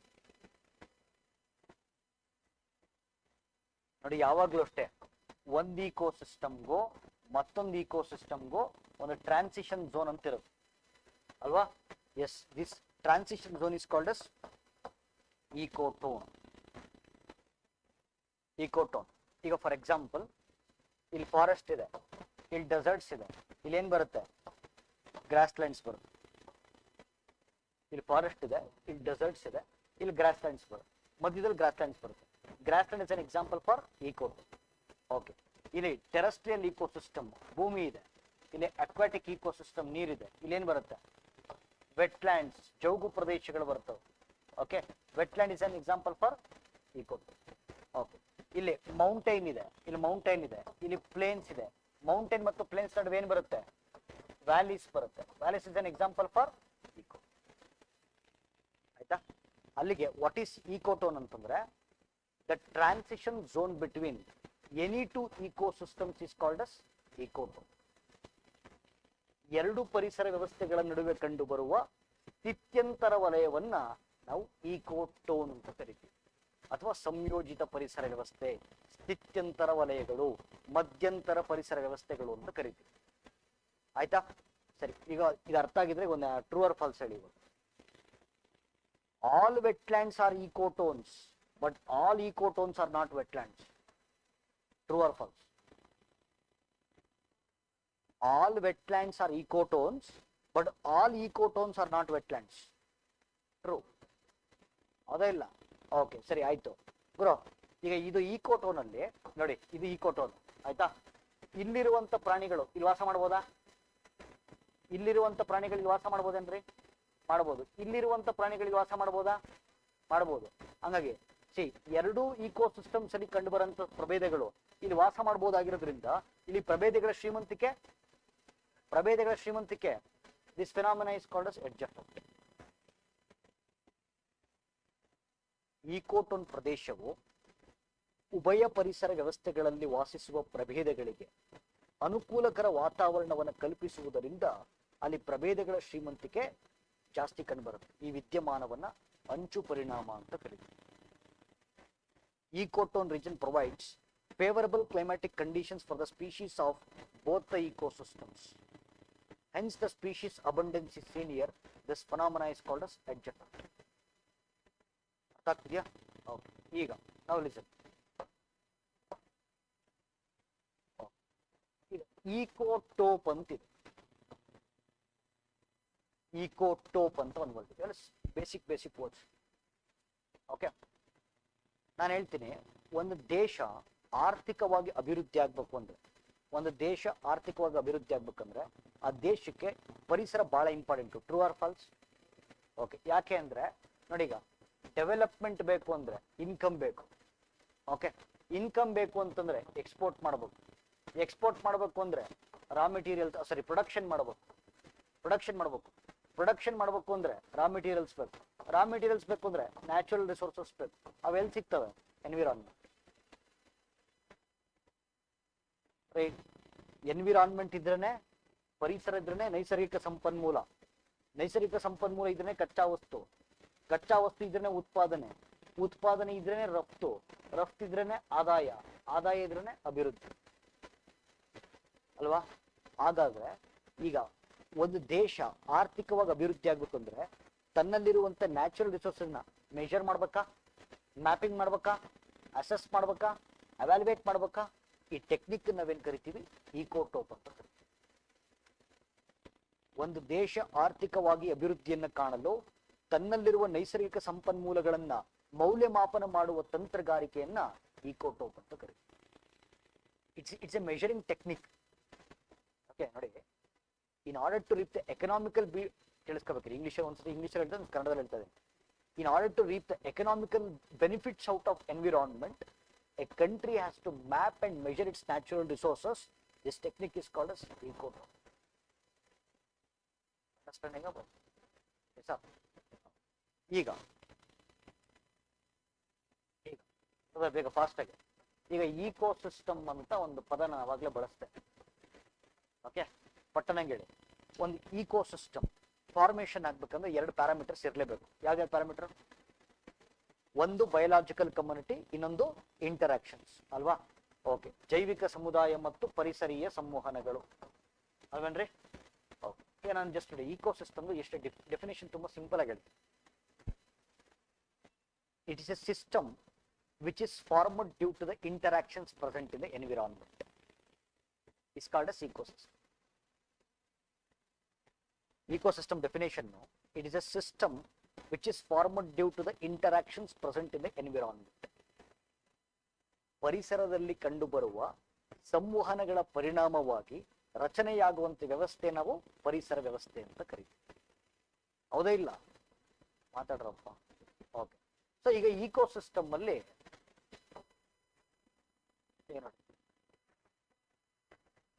ಹ್ಯಾಬಿಟ್ಯಾಟ್ ಪಡ ಮಾಡಿದೀವಿ, ಎಕಲಾಜಿಕಲ್ ನಿಶ್ ಮಾಡಿದ್ದೀನಿ, ಅದು ಡಿಫ್ರೆನ್ಸಸ್ ಮಾಡಿದ್ದೀನಿ. ಓಕೆ, ಸೊ ನೆಕ್ಸ್ಟ್ ಡಿಫ್ರೆನ್ಸಸ್ ಆದ್ಮೇಲೆ ಈಕೋಟೋನ್ ಅಂದ್ರೆ ಏನು ಅಂತ ಮಾಡಿದ್ದೀನಿ, ಎಡ್ಜ್ ಎಫೆಕ್ಟ್ ಅಂದ್ರೆ ಏನು ಅಂತ ಮಾಡಿದ್ದೀನಿ, ಈಕೋಟೋಪ್ ಅಂದ್ರೆ ಏನು ಅಂತ ಮಾಡಿದ್ದೀನಿ, ಆಮೇಲೆ ಇಕೋಸಿಸ್ಟಮ್ ಡೆಫಿನೇಷನ್ ಮಾಡಿದ್ದೀನಿ. ಆಯ್ತಾ? ಈಗ ಪಟ್ಟಣಂಗೆ ಹೇಳ್ಬೇಕು, ಡಿಫೈನ್ ಇಕೋಸಿಸ್ಟಮ್. ನೀವು ಕನ್ನಡದಾಗಾದ್ರೂ ಹೇಳ್ರಿ, ಇಂಗ್ಲೀಷಾಗಾದ್ರೂ ಹೇಳ್ರಿ. ಹಾ, the system which is formed due to the Kannada medium ಐತಿ, ಕನ್ನಡ 2 3. ಹಾ ಸರಿ, ಹೇಳಿ ಸರ್. ಪರಿಸರ ವ್ಯವಸ್ಥೆ ಎಂದರೆ ಪರಿಸರದಲ್ಲಿ ಕಂಡುಬರುವ ಸಂವಹನಗಳ ಪರಿಣಾಮವಾಗಿ ರಚನೆಯಾಗಿರುವ ವ್ಯವಸ್ಥೆ. ಕರೆಕ್ಟಾ? ಓಕೆ, ಇಂಗ್ಲಿಷ್ ಮೀಡಿಯಂ ಅವರು, the system which is formed due to the interactions present in the environment is called as ecosystem. Okay, ಆ ಇಕೋಸಿಸ್ಟಮ್ ಅಲ್ಲಿ ನೋಡಿ ಯಾವಾಗಲಿಂದ ಮಾತಾಡ್ತಿದ್ದೀವಿ, 2 ಕಾಂಪೊನೆಂಟ್ಸ್ ಇದಾವೆ, ಎಬಯೋಟಿಕ್, ಬಯೋಟಿಕ್. ಓಕೆ, ಈ ಮುಂದಕ್ಕೆ ನೋಡ್ತೀವಿ. ಓಕೆ, ಸೊ ಕೇಳಿಸ್ಕೊಳ್ಳಿ. Classification of abiotic components, classification of biotic components. ಅಜೈವಿಕ ಘಟಕಗಳ ವರ್ಗೀಕರಣ, ಜೈವಿಕ ಘಟಕಗಳ ವರ್ಗೀಕರಣ. ಓಕೆ, ಅಲ್ಲಿ ಅಜೈವಿಕ ಘಟಕ ಅಂದ್ರೆ ನಿರ್ಜೀವಂತ ವಸ್ತುಗಳು, ಕಾಮನ್ ಸೆನ್ಸ್. ಜೈವಿಕ ಅಂದ್ರೆ ಜೀವಂತ ವಸ್ತುಗಳು. ನೋಡಿ, ಫಸ್ಟ್ ಇದನ್ನ ಮಾಡೋಣ. Okay, so classification of abiotic components. Okay, so non living things ನ ಮಾತಾಡ್ತಿರೋದು ಇವಾಗ. ಓಕೆ, ಅದ್ರಲ್ಲಿ 3 ತರ: ಭೌತಿಕ ಅಂಶಗಳು, ನಿರಾವಯವ ಅಂಶಗಳು, ಸಾವಯವ ಅಂಶಗಳು. ಓಕೆ, ಯಾವ್ದು ಕಣ್ಣಿಗೆ ಕಾಣುತ್ತೋ, ಎಕ್ಸ್ಪೀರಿಯನ್ಸ್ ಮಾಡ್ಬೋದು, ದೇರ್ ಆಲ್ ಫಿಸಿಕಲ್ ಫ್ಯಾಕ್ಟರ್ಸ್. ಯಾವ್ದು ಕಣ್ಣಿಗೆ ಕಾಣುತ್ತೋ, ಯಾವ್ದನ್ನ ಎಕ್ಸ್ಪೀರಿಯನ್ಸ್ ಮಾಡ್ಬೋದು, they're all physical factors. Temperature, light, humidity, atmospheric pressure. ಯಾವುದಕ್ಕೂ ಜೀವ ಇಲ್ಲ ಅದಕ್ಕೆ, ಬಟ್ ಕಣ್ಣಿಗೆ ಕಾಣ್ತವೆ, ಎಕ್ಸ್ಪೀರಿಯನ್ಸ್ ಮಾಡ್ಬೋದು. ಓಕೆ, ಇನ್ಆರ್ಗ್ಯಾನಿಕ್ ನೋಡಿ, ಕೇಳಿಸ್ಕೊಳ್ಳಿ. Inorganic example: water, oxygen, carbon dioxide. Atmospheric pressure ತಪ್ಪಾಗಿದೆ, ಇಟ್ಸ್ ಎ ಫಿಸಿಕಲ್ ಫ್ಯಾಕ್ಟರ್. ಆಯ್ತಾ? Water, oxygen, carbon dioxide. Organic ಅಂತಂದ್ರೆ brother, what is organic? Organic substances ಅಂದ್ರೆ ನೋಡಿ, the substances which are made up of carbon. Carbon ಇಂದಲೇ ರಚಿಸಲ್ಪಟ್ಟಿರುವಂತ ವಸ್ತುಗಳನ್ನ organic compounds ಅಂತ ಕರಿತೀವಿ. ಕಾರ್ಬನ್ ಇಲ್ಲದೆ ಇರೋಂಥ ವಸ್ತುಗಳು ಅಥವಾ ಕಾರ್ಬನ್ ಕಡಿಮೆ ಇರೋಂಥ ವಸ್ತುಗಳನ್ನ ಇನ್ಆರ್ಗ್ಯಾನಿಕ್ ಅಂತ ಕರಿತೀವಿ. ಓಕೆ, ಸೊ ಆರ್ಗ್ಯಾನಿಕ್ ಬಂದು ಪ್ರೋಟೀನ್ಸ್, ಕಾರ್ಬೋಹೈಡ್ರೇಟ್ಸ್, ಲಿಪಿಡ್ಸ್. ನಿಮ್ಗೆ ಎಕ್ಸಾಮ್ ಅಲ್ಲಿ ನಿಮ್ಗೆ ಕಲ್ ತೋರಿಸ್ಬಿಟ್ಟು ಇದು ಬಯೋಟಿಕ್ ಎಬಯೋಟಿಕ್ ಅಂತ ಕೇಳಲ್ಲ. ಆಯ್ತಾ? ಹೆಂಗ್ ಕೇಳ್ತಾರೆ? ಅಟ್ಮಾಸ್ಫಿಯರಿಕ್ ಪ್ರೆಷರು, ಈಗ ಆನ್ಸರ್ ಮಾಡ್ಬೇಕೀಗ. ಅಟ್ಮಾಸ್ಫಿಯರಿಕ್ ಪ್ರೆಷರು ಎಬಯೋಟಿಕ್ ಕಾಂಪೊನೆಂಟ್ ಅಲ್ಲಿ ಯಾವ factor? Physical factor. Proteins, carbohydrates, lipids abiotic ಅಲ್ಲಿ ಯಾವ ಫ್ಯಾಕ್ಟರು? ಹಿಂಗ್ ಬರೋದು ಕ್ವಶನ್. ಓಕೆ, ಈಗ ನೋಡಿ, ಈಗ ನಾವು will discuss about classification of biotic component. Okay, classification of biotic component ಅಲ್ಲಿ 3 ತರ ಇದಾವೆ: ಪ್ರೊಡ್ಯೂಸರ್ಸ್, ಕನ್ಸ್ಯೂಮರ್ಸ್, ಡಿಕಂಪೋಸರ್ಸ್. ಉತ್ಪಾದಕರು, ಗ್ರಾಹಕರು, ವಿಘಟಕರು ಅಂತ ಕರಿತೀವಿ. ಓಕೆ, ಈಗ ನೋಡಿ, ಅದನ್ನ ತುಂಬಾ ಡೀಟೇಲ್ ಆಗಿ ನಾನು ಮಾಡ್ತೀನಿ. Classification of biotic component. Okay, observe it, listen to be very careful. ಇಲ್ಲಿ ಸ್ವಲ್ಪ ಟೆಕ್ನಿಕಲ್ ವರ್ಡ್ಸ್ ಬರ್ತವೆ, ಕರೆಕ್ಟಾಗಿ ಗಮನಿಸಬೇಕು. ಆಯ್ತಾ? So who are producers? ತಮ್ಮ ಆಹಾರವನ್ನ, ಪ್ರೊಡ್ಯೂಸರ್ಸ್ ಅಂದ ತಕ್ಷಣ ಪ್ಲಾಂಟ್ಸ್ ಅಂತ ಬಿಡೋದು, ಆ ಥರ ಜಾಸ್ತಿ. ಫಸ್ಟ್ ಕೇಳಿಸ್ಕೋಬೇಕು ನೀವು. ತಮ್ಮ ಆಹಾರವನ್ನ ತಾವೇ ಉತ್ಪಾದಿಸುವ ಜೀವಿಗಳನ್ನ ಪ್ರೊಡ್ಯೂಸರ್ಸ್ ಅಂತ ಕರೀತೀವಿ. ಓಕೆ, ಉತ್ಪಾದಕರು, ಸ್ವಪೋಷಕರು ಅಂತ ಕರೀತೀವಿ. ಓಕೆ, ಸೊ ತಮ್ಮ ಆಹಾರವನ್ನ ತಾವೇ ಉತ್ಪಾದಿಸುವ ಜೀವಿಗಳು. ಪ್ರೊಡ್ಯೂಸರ್ಸ್ಗೆ ಒಂದು ಟೆಕ್ನಿಕಲ್ ನೇಮ್ ಕೊಟ್ಟಿದ್ದೀವಿ, ಆಟೋಟ್ರೋಪ್ಸ್. ಆಯ್ತಾ? ಆಟೋಟ್ರೋಪ್ಸ್ ಅಲ್ಲಿ 2 ತರ ಇದಾವೆ: phototrophs, chemotrophs. Okay, who are phototrophs? Photo ಅಂದ್ರೆ ಬೆಳಕು ಅಂತ ಅರ್ಥ. ಓಕೆ, ಯಾರು ಬೆಳಕನ್ನ ಬಳಕೆ ಮಾಡ್ಕೊಂಡು, ಸನ್ಲೈಟ್ ಅನ್ನ ಯೂಸ್ ಮಾಡ್ಕೊಂಡು ಫೋಟೋಸಿಂಥಸಿಸ್ ಮುಖಾಂತರ ತಮ್ಮ ಫುಡ್ ಅನ್ನು ತಾವೇ ಪ್ರಿಪೇರ್ ಮಾಡ್ತಾರೋ, ದೇ ಆರ್ ಕಾಲ್ಡ್ ಅಸ್ ಫೋಟೋಟ್ರೋಪ್ಸ್. ಯಾರು ಕೆಮಿಕಲ್ಸ್ ಅನ್ನ ಬಳಕೆ ಮಾಡ್ಕೊಂಡು ಕೀಮೋಸಿಂಥಸಿಸ್ ಪ್ರಕ್ರಿಯೆ ಮುಖಾಂತರ ತಮ್ಮ ಫುಡ್ ಅನ್ನು ತಾವೇ ಪ್ರಿಪೇರ್ ಮಾಡ್ತಾರೋ, they are chemotrophs. Okay, phototrophs example plants. ಯಾರು ಬೆಳಕನ್ನ ಬಳಕೆ ಮಾಡ್ಕೊಂಡು ಫೋಟೋಸಿಂಥಸಿಸ್ ಮೂಲಕ ತಮ್ಮ ಫುಡ್ ಅನ್ನು ತಾವೇ ಪ್ರಿಪೇರ್ ಮಾಡ್ತಾರೋ ಅವ್ರ ಫೋಟೋಟ್ರೋಪ್ಸ್, ಎಕ್ಸಾಂಪಲ್ ಪ್ಲಾಂಟ್ಸ್. ಓಕೆ, ಯಾರು ಕೆಮಿಕಲ್ಸ್ ಅನ್ನ ಬಳಕೆ ಮಾಡ್ಕೊಂಡು ಕೀಮೋಸಿಂಥಸಿಸ್ ಪ್ರಕ್ರಿಯೆ ಮುಖಾಂತರ ತಮ್ಮ ಫುಡ್ ಅನ್ನು ತಾವೇ ಪ್ರಿಪೇರ್ ಮಾಡ್ತಾರೋ they are called as chemotrophs. Example is blue green olive. ತಮ್ಮ ಆಹಾರವನ್ನ ತಾವೇ ಉತ್ಪಾದನೆ ಮಾಡದೆ ಉತ್ಪಾದಕ, ನೋಡಿ ಕೇಳಿಸ್ಕೊಳ್ಳಿ, ತಮ್ಮ ಫುಡ್ ಅನ್ನ ತಾವೇ ಪ್ರಿಪೇರ್ ಮಾಡದೆ ಫುಡ್ಗೋಸ್ಕರ ಪ್ರೊಡ್ಯೂಸರ್ಸ್ ಮೇಲೆ ಡಿಪೆಂಡ್ ಆಗಿರೋಂಥ ಜೀವಿಗಳನ್ನ ಕನ್ಸ್ಯೂಮರ್ಸ್ ಅಂತ ಕರೀತಾರೆ. Technically they are called as heterotrophs. ಅವರಲ್ಲಿ 3 ರೀತಿ: ಸಸ್ಯಾಹಾರಿಗಳು, ಮಾಂಸಾಹಾರಿಗಳು, ಮಿಶ್ರಹಾರಿ. ಯಾರು ಸತ್ತು ಬಿದ್ದಿರುವಂತ ವಸ್ತುಗಳನ್ನ ಕೊಳೆಯುವಂತೆ ಮಾಡ್ತಾರೋ they are called as decomposers. Technically they are called as saprophytes ಮತ್ತೆ detritivores. Bacteria, fungi, mushroom examples ಕೊಡಬಹುದು. ಅರ್ಥ ಆಗ್ತಿದೆಯಾ? Okay, so this is the classification of biotic compounds. Okay, classification of biotic compounds: producers, consumers, decomposers. Okay, let's come to food chain. ಆಹಾರ ಸರಪಳಿ ಮತ್ತು ವಿಧಗಳು. Okay, food ಚೈನಿಗೆ ಬರೋದು. ಆಹಾರ ಸರಪಳಿ ಎಂದರೆ, ನಾನು ಆಲ್ರೆಡಿ ಹೇಳಿದ್ದೀನಿ, ಪ್ರಪಂಚದಲ್ಲಿ ಯಾವ ಆರ್ಗ್ಯಾನಿಸಮು ಇಂಡಿಪೆಂಡೆಂಟ್ ಅಲ್ಲ. ಪ್ರತಿಯೊಂದು ಆರ್ಗ್ಯಾನಿಸಮು ಕೂಡ ಮತ್ತೊಂದು ಆರ್ಗ್ಯಾನಿಸಮ್ ಮೇಲೆ ಫುಡ್ಗೋಸ್ಕರ ಡಿಪೆಂಡ್ ಆಗಿರುತ್ತೆ. ಆಯ್ತಾ? ಸರಿ, ಇಲ್ಲೊಂದು ಡಯಾಗ್ರಾಮ್ ಕಾಣಿಸ್ತಿದೆ ನಿಮಗೆ. ಓಕೆ, ನೋಡಿ ನೋಡಿ ಕೇಳಿಸ್ಕೋಬೇಕಿದೆ. ಹುಲ್ಲನ್ನ ಗ್ರಾಸ್ ಹಾಪರ್ ತಿಂತಾರೆ, ಗ್ರಾಸ್ ಹಾಪರ್ನ ಕಪ್ಪೆ ತಿಂತಾರೆ, ಕಪ್ಪೆನ ಹಾವು ತಿಂತದೆ, ಹಾವನ್ನ ಹದ್ದು ತಿಂತದೆ, ಹದ್ದು ಸತ್ತ ನಂತರ ಮಣ್ಣಿಗೆ ಹೋಗ್ತದೆ, ಪೌಷ್ಟಿಕಾಂಶಗಳ ಮತ್ತೆ ಸಸ್ಯ ಹೀರ್ಕೊಳ್ಳುತ್ತೆ. ಸರಿ, ಒಂದು ಆರ್ಗ್ಯಾನಿಸಮ್ ಅನ್ನ ಮತ್ತೊಂದು ಆರ್ಗ್ಯಾನಿಸಮ್ ತಿಂದಾಗ ಇಲ್ಲಿಂದ ಇಲ್ಲಿಗೆ ಏನ್ ಟ್ರಾನ್ಸ್ಫರ್ ಆಗುತ್ತೆ? ಕರೆಕ್ಟ್, ಎನರ್ಜಿ ಮತ್ತೆ ನ್ಯೂಟ್ರಿಯೆಂಟ್ಸ್. Yes R no? ಇಲ್ಲಿ ಎನರ್ಜಿ ಮತ್ತೆ ನ್ಯೂಟ್ರಿಯೆಂಟ್ಸ್ ಟ್ರಾನ್ಸ್ಫರ್ ಆಯ್ತು. ಆಯ್ತಾ? ಇಲ್ಲಿಂದ ಇಲ್ಲಿಗೆ ಟ್ರಾನ್ಸ್ಫರ್ ಆಯ್ತು, ಇಲ್ಲಿಂದ ಇಲ್ಲಿಗೆ ಟ್ರಾನ್ಸ್ಫರ್ ಆಯ್ತು, ಇಲ್ಲಿಂದ ಇಲ್ಲಿಗೆ ಟ್ರಾನ್ಸ್ಫರ್ ಆಯ್ತು. ಓಕೆ, ಸಾಕಷ್ಟು ಲೆವೆಲ್ಸ್ಗಳಲ್ಲಿ ಟ್ರಾನ್ಸ್ಫರ್ ಆಗ್ತಾ ಇದೆ. ಆ ಲೆವೆಲ್ಸ್ ನಾವೇನ್ ಕರಿತೀವಿ, ಆ ಲೆವೆಲ್ಸ್ ಅನ್ನ ಟ್ರಾಪಿಕಲ್ ಲೆವೆಲ್ಸ್ ಅಂತ ಕರಿತೀವಿ. ಅದು ನಂಗೆ ಕರಿಬೇಕು, ಟ್ರಾಪಿಕ್ ಮಟ್ಟಗಳು. Okay, trophic level 1, trophic level 2, trophic level 3, trophic level 4, trophic level 5. ಆಯ್ತಾ? ಹಾಗಾದ್ರೆ ಆ ಚಾರ್ಟ್ ನೋಡ್ತಾ ಇದ್ರೆ ಒಂದು ಟ್ರಾಪಿಕಲ್ ಲೆವೆಲ್ ಇಂದ ಮತ್ತೊಂದು ಟ್ರಾಪಿಕಲ್ ಲೆವೆಲ್ಗೆ ಎನರ್ಜಿ ಮತ್ತೆ ನ್ಯೂಟ್ರಿಯೆಂಟ್ಸ್ ಟ್ರಾನ್ಸ್ಫರ್ ಆಗ್ತಿದ್ಯಾ? ಆಗ್ತಿದೆಯಾ? ಇಲ್ಲ. ಓಕೆ, ಟ್ರಾನ್ಸ್ಫರ್ ಆಗಿದ್ದು ವಾಪಸ್ ಬರುತ್ತೇನ್ರಿ? ಬರುತ್ತಾ? ಬರುತ್ತೇನ್ರಿ? ಬರಲ್ಲ. ಓಕೆ, ನೋಡಿ, ಡನ್. ಇಷ್ಟ ಅರ್ಥರ ಮುಗೀತು. ಓಕೆ, ಒಂದು ಟ್ರಾಪಿಕ್ ಮಟ್ಟದಿಂದ ಮತ್ತೊಂದು ಟ್ರಾಪಿಕ್ ಮಟ್ಟಕ್ಕೆ ಶಕ್ತಿ ಮತ್ತು ಪೌಷ್ಟಿಕಾಂಶಗಳ ಹರಿವಿತ್ತು ಅದು ಏಕಮುಖಿಯವಾಗಿದ್ದರೆ ಅಂತಹ ಸರಪಳಿಯನ್ನ ಆಹಾರ ಸರಪಳಿ ಅಂತ ಕರೀತಾರೆ. If there is a transfer of energy and nutrients from one tropical level to another tropical level in a irreversible manner, such a chain is said to be a food chain. Okay, if there is a transfer of energy and nutrients from one tropical level to another tropical level in a unidirectional manner, irreversible manner, unisequential manner, such a chain is said to be a food chain. ಈ food chain ಎರಡು ತರ ಇದೆ. ಒಂದು grazing food chain, ಒಂದು detritus food chain. ಆಯ್ತಾ? Grazing ಆಹಾರ ಸರಪಳಿ, detritus ಆಹಾರ ಸರಪಳಿ. ಆಯ್ತಾ? ಲಿಸನ್, ಒಂದು ಫುಡ್ ಚೈನ್ ಅನ್ನ ಗ್ರೇಸಿಂಗ್ ಫುಡ್ ಚೈನ್ ಅಂತ ಕರಿಬೇಕಾದ್ರೆ ಎರಡು ಕಂಡೀಷನ್ ಸ್ಯಾಟಿಸ್ಫೈ ಆಗ್ತದೆ. there are two conditions. ಒಂದು ನೋಡಿ ಬ್ರದರ್, ಅಬ್ಸರ್ವ್ ಮಾಡಬೇಕು, ಈ ಅನಿಮಲ್ಸ್ ಅಲ್ಲಿ ಇವ್ರು ಮಾತ್ರ ಪ್ರೊಡ್ಯೂಸರ್, ಕರೆಕ್ಟಾ? ಇವ್ರು ಮಾತ್ರ ಪ್ರೊಡ್ಯೂಸರ್, ಕರೆಕ್ಟ್ ಅಂದ್ರೆ ಇವರೆಲ್ಲ ಯಾರಾಗಬೇಕು? ಕನ್ಸ್ಯೂಮರ್. ಓಕೆ, ಇವರು ಪ್ರೈಮರಿ ಕನ್ಸ್ಯೂಮರ್, ಇವರು ಸೆಕೆಂಡರಿ ಕನ್ಸ್ಯೂಮರ್, ಇವರು ಟರ್ಷರಿ ಕನ್ಸ್ಯೂಮರ್, ಇವರು ಕ್ವಾಟರ್ನರಿ ಕನ್ಸ್ಯೂಮರ್. ಗೊತ್ತಿರಬೇಕು. ಓಕೆ,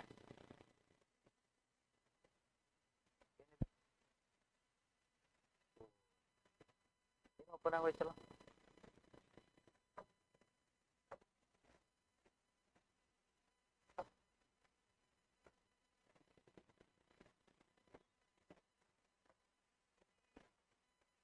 ನೋಡಿ, ಸರಿನಾ? ನಾನು ಏನ್ ಹೇಳಿದೆ, ಒಂದು ಫುಡ್ ಚೈನ್ ಅನ್ನ ಗ್ರೇಸಿಂಗ್ ಫುಡ್ ಚೈನ್ ಅಂತ ಕರಿಬೇಕಾದ್ರೆ ಎರಡು ಕಂಡೀಷನ್ ಸ್ಯಾಟಿಸ್ಫೈ ಆಗ್ಬೇಕು. ಓಕೆ, ಮೊದಲನೇದು ನೋಡಿ, ಇಲ್ಲಿ ಏನ್ ಎನರ್ಜಿ ಟ್ರಾನ್ಸ್ಫರ್ ಆಗ್ತಿದೆಯಲ್ಲ, ಓಕೆ, ಈ ಎನರ್ಜಿ ಸನ್ಲೈಟ್ ಇಂದನೇ ಬಂದಿರಬೇಕು. ಓಕೆ, ಸನ್ಲೈಟ್ ಇಂದನೇ ಬಂದಿರಬೇಕು. ಪ್ರೊಡ್ಯೂಸರ್ಸು ಪ್ಲಾಂಟ್ಸ್ ಆಗಿರ್ಬೇಕು. ಇದು ಫಸ್ಟ್ ಕಂಡೀಷನ್. ಆಯ್ತಾ? ಪ್ರೈಮರಿ ಕನ್ಸ್ಯೂಮರ್ ಯಾರಿದ್ದಾರೆ? ಪ್ರೈಮರಿ ಕನ್ಸ್ಯೂಮರ್ ಇವರು ಅರ್ಬಿವೋರಸ್, ಸಸ್ಯಾಹಾರಿನೇ ಆಗಿರ್ಬೇಕು. ಇವೆರಡು ಕಂಡೀಷನ್ ಸ್ಯಾಟಿಸ್ಫೈ ಆಯ್ತು ಅಂತಂದ್ರೆ it is grazing food chain. ಇನ್ನೊಂದ್ಸತಿ ಹೇಳ್ತೇನೆ, ಒಂದು ಫುಡ್ ಚೈನ್ ಅನ್ನ ಗ್ರೇಸಿಂಗ್ ಫುಡ್ ಚೈನ್ ಅಂತ ಕರಿಬೇಕಾದ್ರೆ ಎರಡು ಕಂಡೀಷನ್. ಆ ಚಿತ್ರ ನೋಡಿ. ಶಕ್ತಿಯ ಹರಿವು ಸೂರ್ಯನಿಂದಲೇ ಪ್ರಾರಂಭವಾಗಿದ್ದು ಉತ್ಪಾದಕರು ಸಸ್ಯಗಳೇ ಆಗಿರ್ಬೇಕು. ಎರಡನೇ ಕಂಡೀಷನ್ನು ಪ್ರಾಥಮಿಕ ಗ್ರಾಹಕರಾಗಿ ಸಸ್ಯಾಹಾರಿಗಳೇ ಕಂಡು ಬರಬೇಕು. ಎರಡು ಕಂಡೀಷನ್ ಸ್ಯಾಟಿಸ್ಫೈ ಆದ್ರೆ ಅದನ್ನ ಗ್ರೇಸಿಂಗ್ ಫುಡ್ ಚೈನ್ ಅಂತ ಕರೀತೀವಿ. ಆಯ್ತಾ? ಹೌದು. ಈಗ ಒಂದು ಕೆಲಸ ಮಾಡಿ, ನಿಮ್ಗೆ ಈಗ ಅರ್ಥ ಆಗಿದೆಯಲ್ಲ ಅಂತ ನಂಗೆ ಗೊತ್ತಾಗುತ್ತೆ. ಈಗ ಇಲ್ಲೊಂದು ಫುಡ್ ಚೈನ್ ಇದೆ ನೋಡ್ರಿ, ಇಲ್ಲೊಂದು ಫುಡ್ ಚೈನ್ ಇದೆ. ಓಕೆ, ಪ್ಲಾಂಟ್ಸ್ ಅನ್ನು ಜಿಂಕೆ ತಿಂತಾ ಇದೆ, ಜಿಂಕೆನ್ ತೋಳ ತಿಂತಾ, ತೋಳನ್ ಸಿಂಹ ತಿಂತಾ ಇದೆ. ಇದು ಗ್ರೇಸಿಂಗ್ ಫುಡ್ ಚೈನ್ ಹೌದಾ ಅಲ್ಲ? Yes R no? ಗುಡ್. ಯಾಕೆ? ಎನರ್ಜಿ ಸನ್ಲೈಟ್ ಇಂದನೇ ಪ್ರಾರಂಭ ಆಗಿದೆ. ಪ್ರೊಡ್ಯೂಸರ್ಸು ಪ್ಲಾಂಟ್ಸ್ ಆಗಿದ್ದಾವೆ. ಪ್ರೈಮರಿ ಕನ್ಸ್ಯೂಮರು ಸಸ್ಯಾಹಾರಿಗಳಾಗಿದೆ. ಡೆಟ್ರಿಟಸ್ ಫುಡ್ ಚೈನಿಗೆ ಬನ್ನಿ. ಓಕೆ, ಡೆಟ್ರಿಟಸ್ ಫುಡ್ ಚೈನ್ ನೋಡಿ, ಇಲ್ಲಿ ಸತ್ತು ಬಿದ್ದಿರುವಂತ ಎಲೆಗಳಿದೆ, ಅದನ್ನ ಇನ್ಸೆಕ್ಟ್ಸ್ ತಿಂತಾ ಇದಾವೆ. ಇನ್ಸೆಕ್ಟ್ಸ್ ಬರ್ಡ್ಸ್ ತಿಂತಾ ಇದಾವೆ. ಎನರ್ಜಿ ಎಲ್ಲಿಂದ ಬರ್ತಾ ಇದೆ? ಸತ್ತು ಬಿದ್ದಿರುವಂತ ವಸ್ತುಗಳಿಂದ ಬರ್ತಾ ಇದೆ. ಓಕೆ, ಡೆಡ್ ನೋಡಿ, if energy is derived from dead and decomposed materials, this is called as detritus food chain. ಆಯ್ತಾ? So food chain and its types ಮುಗೀತು. ಆಹಾರ ಸರಪಳಿ ಮತ್ತು ವಿಧಗಳು ಅರ್ಥ ಆಯ್ತಾ ಇಲ್ಲ? Yes R no? ನೆಕ್ಸ್ಟ್ ಈಗ ನೋಡಿ, ಇಲ್ಲಿ ಅಬ್ಸರ್ವ್ ಮಾಡಿ. ಓಕೆ, ಇದು ತುಂಬಾ ಫುಡ್ ಚೈನ್ಸ್ ಇದೆ. ಗ್ರಾಸ್ ಹಾಪರ್ ತಿಂತಿದೆ. ಗ್ರಾಸ್ ಹಾಪರ್ ಕಪ್ಪೆ ತಿಂತಿದೆ. ಕಪ್ಪೆನ ಹದ್ದು ತಿಂತಾರೆ. ಇದು ಒಂದು ಫುಡ್ ಚೈನ್. ಓಕೆ, ಇದೇ ಗ್ರಾಸ್ನ ಮೌಸ್ ತಿಂತದೆ. ಮೌಸ್ನ ಈಗಲ್ ತಿಂತದೆ. ಇದು ಇನ್ನೊಂದು ಫುಡ್ ಚೈನ್. ಗ್ರಾಸ್ನ ಮೌಸ್ ತಿಂತದೆ. ಮೌಸ್ನ ಸ್ನೇಕ್ ತಿಂತದೆ. ಸ್ನೇಕ್ನ ಈಗಲ್ ತಿಂತದೆ. ಇದು ಇನ್ನೊಂದು ಫುಡ್ ಚೈನ್. ಹೌದಾ? ಎನ್ವಿರಾನ್ಮೆಂಟ್ ಅಲ್ಲಿ ಫುಡ್ ಚೈನ್ಸು ಸಪ್ರೇಟ್ ಇದಾವ, ಇಂಟರ್ಲಿಂಕ್ ಆಗಿದಾವಲ್ಲ. ಹಲವಾರು ಆಹಾರ ಸರಪಳಿಗಳು ಅಂತರ್ ಸಂಪರ್ಕಿತಗೊಂಡು ಅಭಿವೃದ್ಧಿಪಡಿಸುವಂತ ಜಾಲವನ್ನ ಆಹಾರದ ಜಾಲ ಅಂತ ಕರೀತೀವಿ. Several food chains are interconnected together to form a complex web called as food web. Understanding, boss? So several food chains are interlinked together to form a complex web called as food web. ಈಗ ecological pyramid, ಪರಿಸರ pyramid. Okay,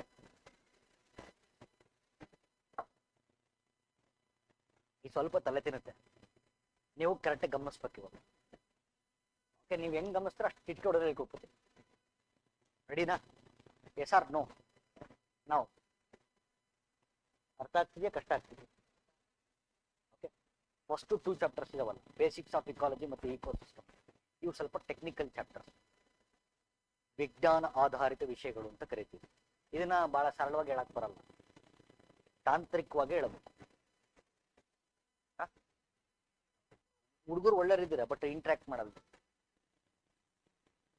ಈಗ ಎಲ್ಲ knowledge ಒಳಗಿಟ್ಕೊಂಡು ಅದನ್ನ express ಮಾಡ್ಲಿಲ್ಲ marks ಬರುತ್ತೇನ್ರಿ? ಬರುತ್ತಾ? ಮತ್ತೆ interact ಮಾಡ್ಬೇಕು ತಾನೆ.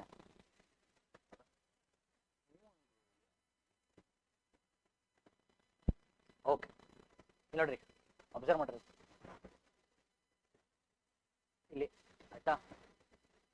ಇಲ್ಲಿ ಸರ್, ಇಲ್ಲಿ ಟ್ರಯಾಂಗಲ್ ಶೇಪ್ ಇದೆ, ಅಲ್ಲಿ ಪ್ಲಸ್ ಮಾರ್ಕ್ ಇದೆ, ಉಲ್ಟಾ ಟ್ರಯಾಂಗಲ್ ಇದೆ, ಅವೆಲ್ಲ ತಲೆ ಕೆಡಿಸ್ಕೋಬೇಕು. ನಿಮ್ ಕಣ್ಣಿಗೆ ಏನ್ ಕಾಣಿಸ್ಬೇಕು? ಈಗ ಫುಡ್ ಚೈನ್ ಕಾಣಿಸ್ಬೇಕಷ್ಟೇ. ಆಯ್ತಾ? ಸರಿ, ಇಲ್ಲಿ ಗ್ರಾಸ್ನ ಮೌಸ್ ತಿಂತಾರೆ. ಮೌಸ್ನ ಸ್ನೇಕ್ ತಿಂತಾರೆ. ಸ್ನೇಕ್ನ ಈಗಲ್ ತಿಂತಾರೆ. ನಾನು ಅದನ್ನ ಫುಡ್ ಚೈನ್ ಅಂತ ಕರಿಬೋದಾ? Yes R no? ಏನ್ ಫುಡ್ ಚೈನ್ ಡೆಫಿನೇಷನ್ ಏನು? ಅದು grazing food chain brother. General food chain ಅಂದ್ರೆ ಡೆಫಿನೇಷನ್, ಒಂದು ಟ್ರಾಪಿಕ್ ಮಟ್ಟದಿಂದ ಮತ್ತೊಂದು ಟ್ರಾಪಿಕ್ ಮಟ್ಟಕ್ಕೆ ಶಕ್ತಿ ಮತ್ತು ಪೌಷ್ಟಿಕಾಂಶಗಳ ಹರಿವಿದ್ದು ಅದು ಏಕಮುಖ್ಯವಾಗಿದ್ದರೆ ಆಹಾರ ಸರಪಳಿ ಅಂತ ಕರೀತೀವಿ ಅಲ್ವನ್ರಿ? If there is a transfer of energy and nutrients from one tropical level to another tropical level in a irreversible manner, such a chain is said to be a food chain. Okay, ಈಗ ಇದು food chain ಆಯ್ತಾ? Tropical level 1, 2, 3, 4 ಆಯ್ತಾ? ಈಗ ನಾವೇನ್ ಮಾಡ್ಬೇಕು ಅಂದ್ರೆ ನಮ್ ಕೆಲಸ ಕೇಳಿಸ್ಕೊಳ್ಳಿ. ಒಂದು ಫುಡ್ ಚೈನ್ ಅಲ್ಲಿ ಪ್ರತಿಯೊಂದು ಟ್ರಾಪಿಕಲ್ ಲೆವೆಲ್ಸ್ ಅಲ್ಲಿ ನಾವು ಬಯೋ ಪ್ರೊಡಕ್ಟಿವಿಟಿನ ಮೆಜರ್ ಮಾಡಬೇಕು, ಜೈವಿಕ ಉತ್ಪಾದಕತೆಯನ್ನ ಮೆಜರ್ ಮಾಡಬೇಕು. ಮಾಡೋಣ ಇವಾಗ, ಎಸ್ ಆರ್ ನೋ? ಒಂದು ಫುಡ್ ಚೈನ್ ಅಲ್ಲಿ ಪ್ರತಿ ಟ್ರಾಪಿಕ್ ಮಟ್ಟದಲ್ಲಿ ನಾವೇನ್ ಮಾಡಬೇಕು, ಬಯೋ ಪ್ರೊಡಕ್ಟಿವಿಟಿ, ಜೈವಿಕ ಉತ್ಪಾದಕತೆಯನ್ನು ಮೆಜರ್ ಮಾಡಬೇಕು. ಸರಿ, ಈಗ ಇಲ್ಲಿ ಗ್ರಾಸ್ ಅನ್ನ ಮೌಸ್ ತಿಂತಾ ಇದೆ, ಮೌಸ್ ನ ಸ್ನೇಕ್ ತಿಂತಾ ಇದೆ, ಸ್ನೇಕ್ ನ ಈಗಲ್ ತಿಂತಾ ಇದೆ. ಸೊ ಅದು ಗ್ರಾಸ್ ಲ್ಯಾಂಡ್ ಇಂದ ಶುರು ಆಗ್ತಿರೋದ್ರಿಂದ, ಓಕೆ, ಗ್ರಾಸಸ್ ಇಂದ ಶುರು ಆಗ್ತಿರೋದ್ರಿಂದ ನಾನು ಇದನ್ನ ಗ್ರಾಸ್ ಲ್ಯಾಂಡ್ ಇಕೋಸಿಸ್ಟಮ್ ಅಂತ ಕರಿಬೋದಾ? Yes R no? ಸರಿ, it's a grassland ecosystem. Brother, grasses please ಮಾತಾಡಬೇಕು ಪ್ರತಿಯೊಬ್ಬರು. ಗ್ರಾಸ್ ಲ್ಯಾಂಡ್ ಇಕೋಸಿಸ್ಟಮ್ ಅಲ್ಲಿ ಗ್ರಾಸಸ್ಗಳು ಜಾಸ್ತಿ ಇರ್ತಾವ, ಸಸ್ಯಾಹಾರಿಗಳು ಜಾಸ್ತಿ ಇರ್ತವೆ. ಯಾರು ಜಾಸ್ತಿ ಇರ್ತಾವ್ರಿ? ಅದಕ್ಕೆ ಪಿರಮಿಡ್ ಶೇಪ್ ದೊಡ್ಡದಾಗಿದೆ. ಗ್ರಾಸಸ್ ಕಂಪೇರ್ ಮಾಡ್ಕೊಂಡಾಗ ಸಸ್ಯಾಹಾರಿಗಳ ಸಂಖ್ಯೆ, ಅರ್ಬಿವೋರಸ್ಗಳ ಸಂಖ್ಯೆ ಕಡಿಮೆನೇ ಜಾಸ್ತಿ? ಓಕೆ, ಕಡಿಮೆ ಆಯ್ತು, ಅದಕ್ಕೆ ಪಿರಮಿಡ್ ಶೇಪ್ ಶಿಂಕ್ ಆಯ್ತು.